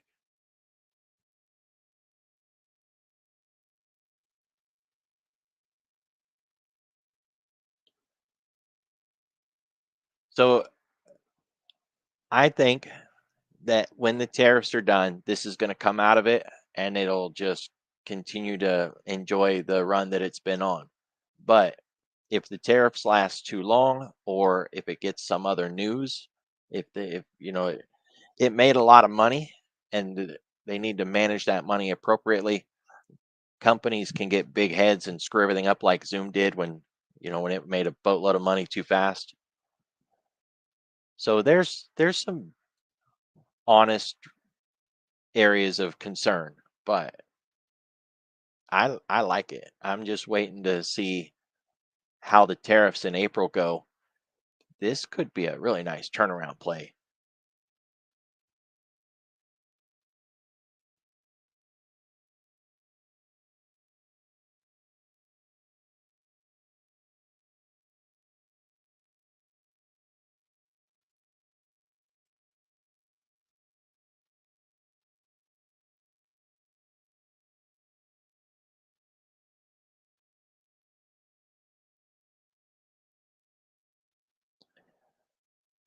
What's its area of what's it do?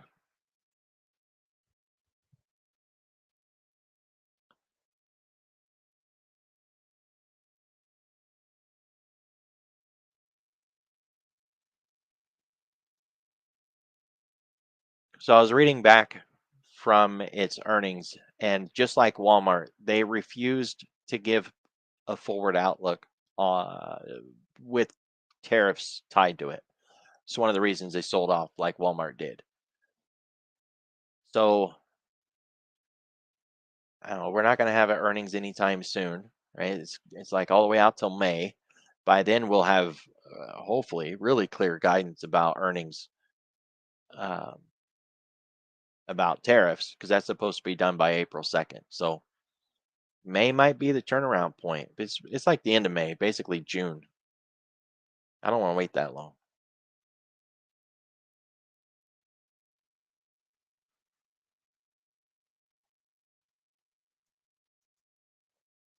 And if you look at Walmart, the run wasn't as long sustaining, but it has a very sharp rate of change from 50 to 100 really fast.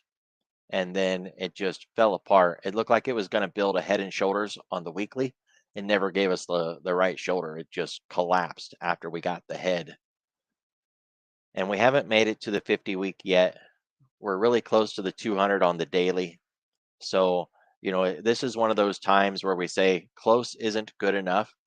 I want that 200, and it's very likely we're going to see that 200 on Walmart. So, I'm not interested in a long here, and I think if we go to the upside, this is one of those sell the rip moves at this point. I love Walmart, but for right now, this is still a short, and I would be looking to short the rip. Now, how big of a rip can we get? We could go back up to the 20 period moving average. It'd be $90. It doesn't sound like much. It's like $4 from where we're at now. But chart wise, that would finish this bear flag that we're in. This, and then we could complete the move.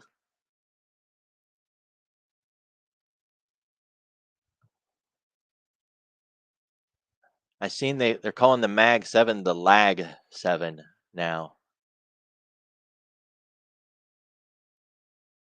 I thought it was a fitting nickname.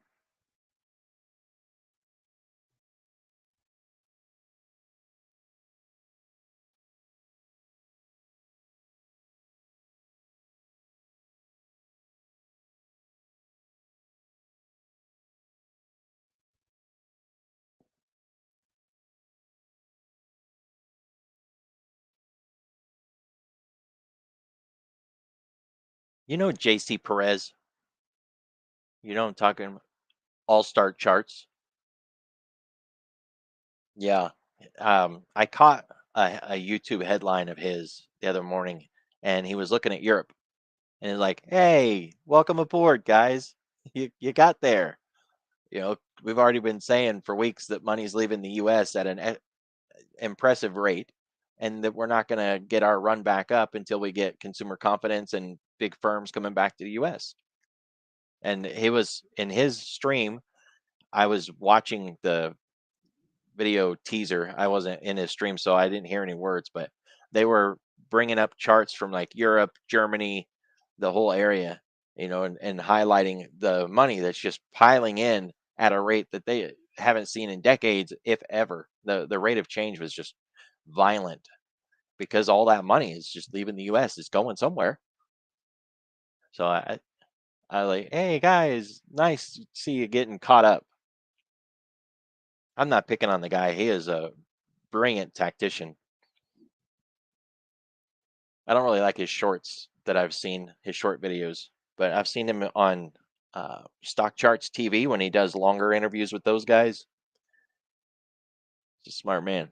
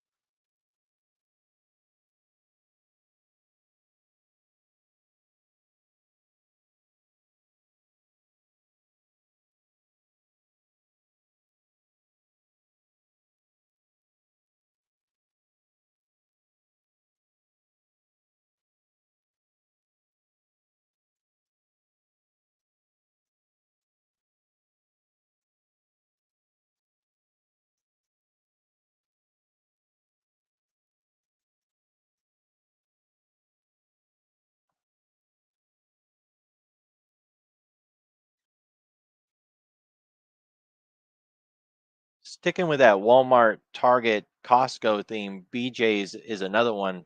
I've traded it, not super excited about it, but it fits the same thing as Walmart and Costco. Target's been the outlier, right? Target's been the dog. It's beat down. It's still a short. BJ's, Costco, Walmart, they've been doing really well. And BJ's has not taken the beat down that Walmart and Costco took.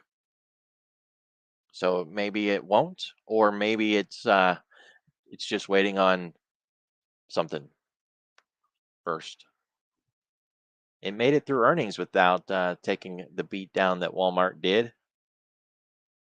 Still holding above that 20 period moving average. If that 20 fails, we'll run it to the 50 and then we'll challenge $100 again.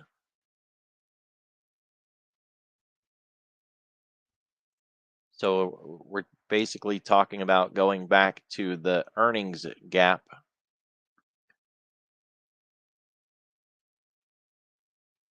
Be 103 and then down to 100. Just got to break the 20. We're getting a 310 cross in price today on a daily chart. The 3 has been above the 10, so we didn't lose that. But we've been getting a lower high.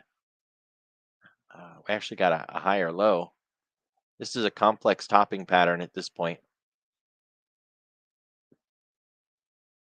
I don't think it's going to be able to buck the trend that the other two already provided. Walmart and Costco gave us a roadmap. The mean is 10, call it 105. It's like 104 and a half, something like that. It's the 10-week moving average. So if we break the 4-week moving average, then the target is the 10-week. That's the mean. If we're looking for an overshoot, it would be to retest the 20, which is back to $100 again. Everything just lines up that way. It's just beeping at me for. Yeah.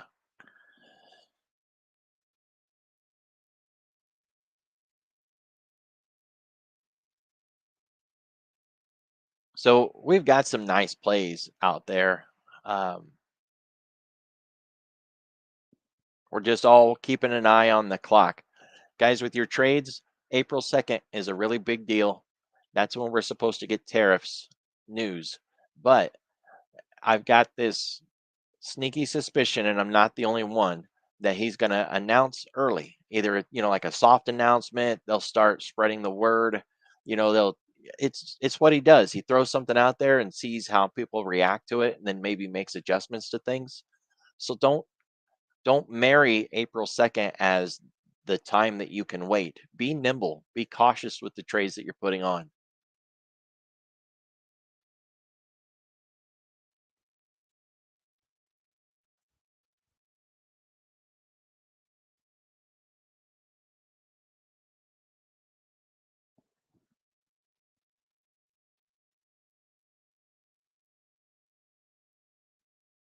Yeah, because he could come in at any time and change all of it.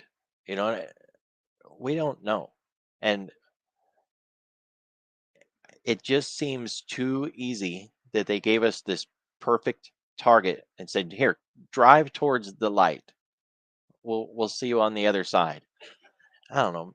Maybe I'm just jaded, and I'm cautious.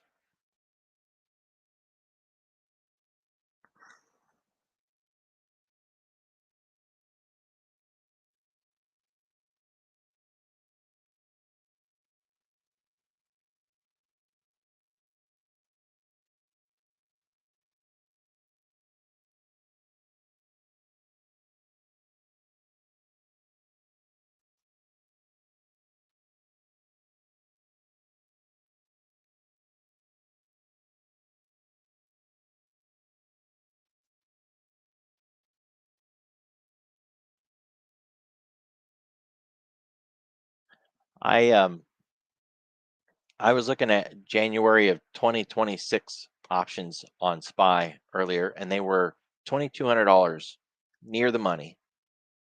But if we are selling near the money puts, even just 90 days out near the money, you're looking at $1,000 at the 545 short put, June 20 expiration. There's some really good money right there. And it's SPY, for goodness sakes. So you sell it, it's a $10 put. What if you get assigned, you own the stock at 535 a share, and you can immediately start selling calls at 545. And if you're assigned, then that means we were under 535. And there you are with a chance to sell options $10 higher than where you bought the stock immediately. I mean, it's a win-win all the way around. So if you got the capital for it and you want to just make life easy, you can go out to January, but you don't have to. Talking 90 days out and you can make half of that $2,000 without having to wait 300 days. You could do that 3 times and make $3,000 rather than doing it once in January for $2,000. And that's just one side of the trade. We haven't even talked about the call side where we'd have that opportunity to go the other direction. And with calls being more expensive than puts right now, you got the opportunity to where you'd probably make 25 to 50% more on the calls that you sold than on the puts that you sold.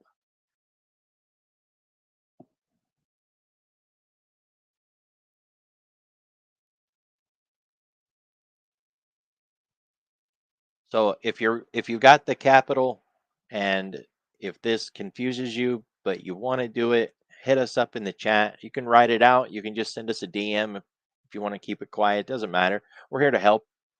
Either way you do it. And because there's been a lot of messages in the support channel lately, guys, we will never just randomly send you a direct message. If you ask us to, we will, but we'll never just approach you with a DM, a direct message, without you having asked for help. So if that ever happens, put it in the chat and ask us, hey, is this you? Because just like Amazon, not Amazon, but Facebook and X and all those platforms out there, there's scammers. They hunt on social media like WhatsApp and those places, and they're just looking for someone who's not familiar with the app. They're looking for people that they can scam. They have an account that looks almost identical to ours. It's cloned accounts and copy accounts. So if you're ever unsure, put it in the chat.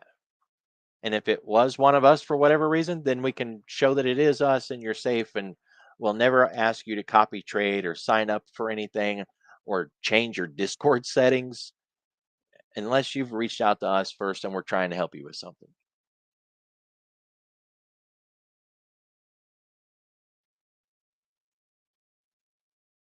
I have a public Discord. I have a couple of public Discords, and I do not have this problem. And I solved it with very simple steps.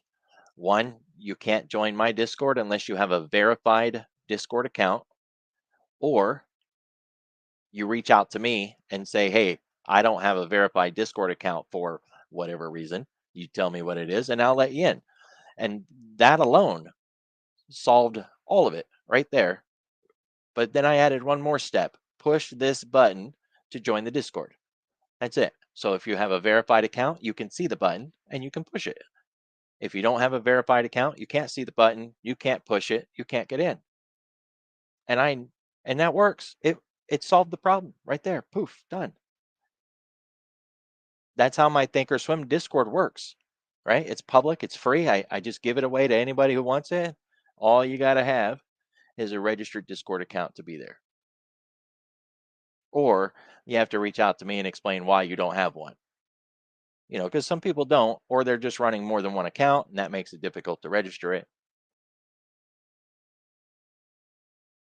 So when you first join Discord, they want you to prove that you're a human being, and they'll send you an email and they'll say, hey, can you verify this email address by clicking the link and we'll send you back to Discord?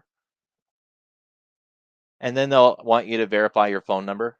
And again, they'll send it to your email or whatever, or they'll text you and say, is this really your phone number? And you click the button and you say, yep, that's my phone number. Very simple things, but scammers run these automated. I don't know how they run things, to be fair, but they can't do it for whatever reason, or they won't do it. And that eliminates the whole freaking problem. At least in my Discords, it has.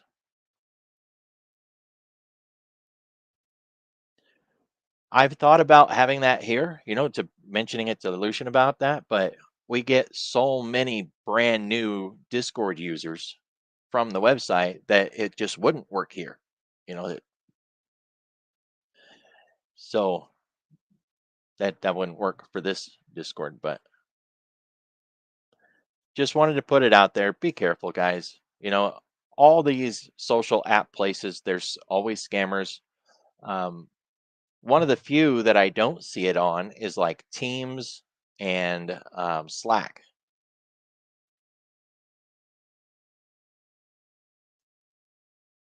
Well, you have to pay for a Slack, and um, Microsoft Teams is so restrictive that I have a business edition of Teams and I don't use it in the public because inviting people into it is such a pain because of all the registration and everything to validate that person and get them into the Slack.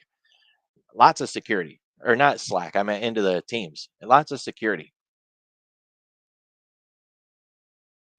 Whereas with Discord, you can just start a Discord at any time. I've got over 100 Discords by now.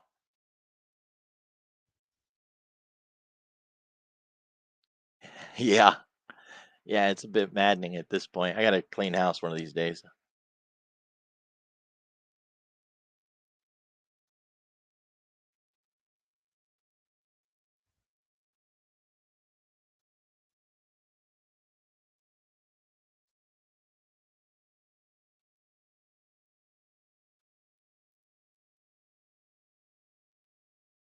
Right? Yeah, I love those.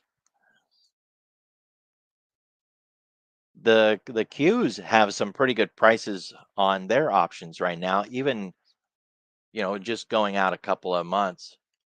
Um, it's a little cheaper than Spy. So, it's less than $500. I know it's not a huge difference, but it is a little cheaper. And you're still looking at $1,000 for something like the 470 puts. The liquidity is not as good, but I mean, 4 million contracts traded a day, it's not bad compared to SPY with 9.3 million.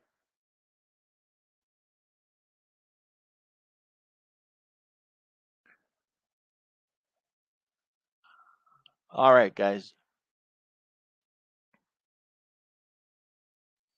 It's been a heck of a week.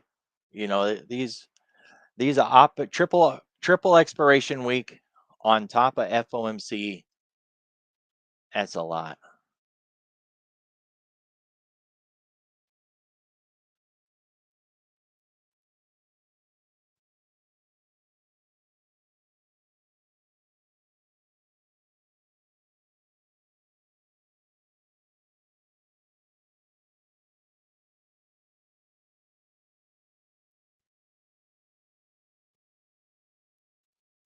You know, we did that like 3 times this week, right? That 4 a.m. sell off.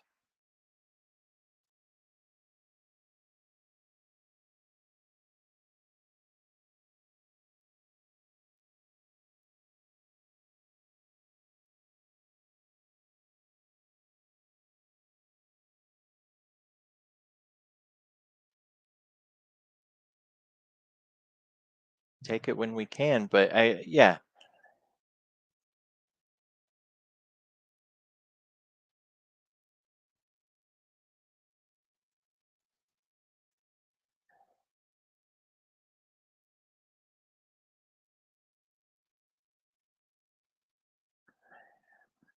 I remember thinking I was going to go to Edgeful and look at the stats on it, and then I forgot to do that, and I never got around to it. But when you can make your whole month in an hour and a half,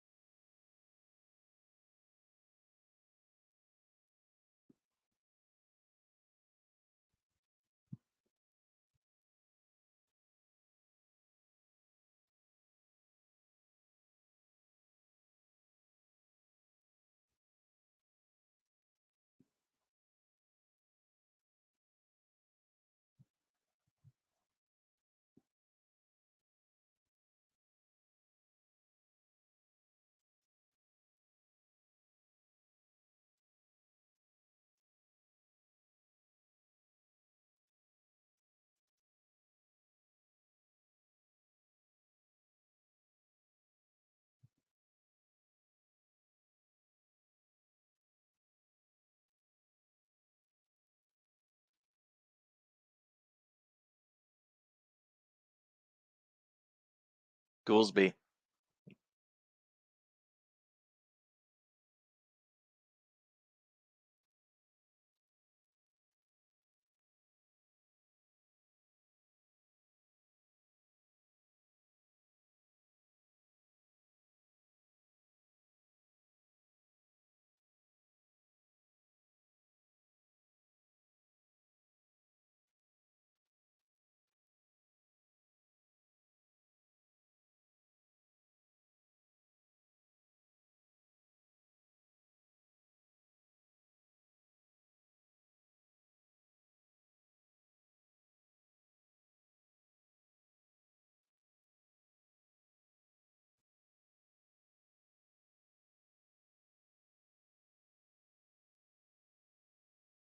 Spot Gamma has been throwing out most of the week that long calls on the short term into April 2nd are a good play because of how cheap they are.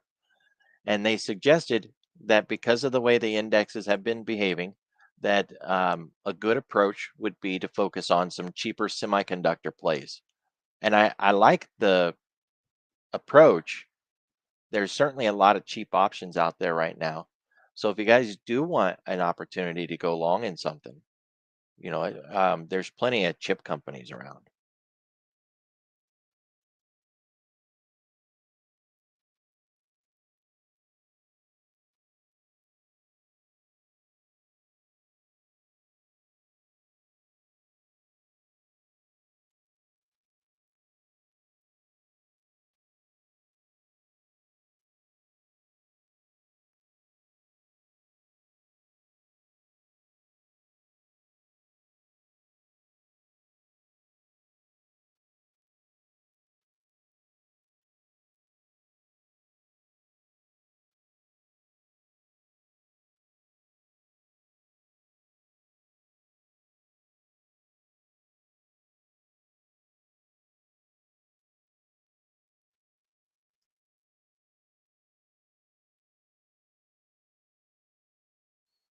All right, guys, everybody have a good weekend. Always feel free to ask questions. Hit us up if you have something that you don't understand or you just want more information on. We're here to help. See y'all next week. Oh, I love it.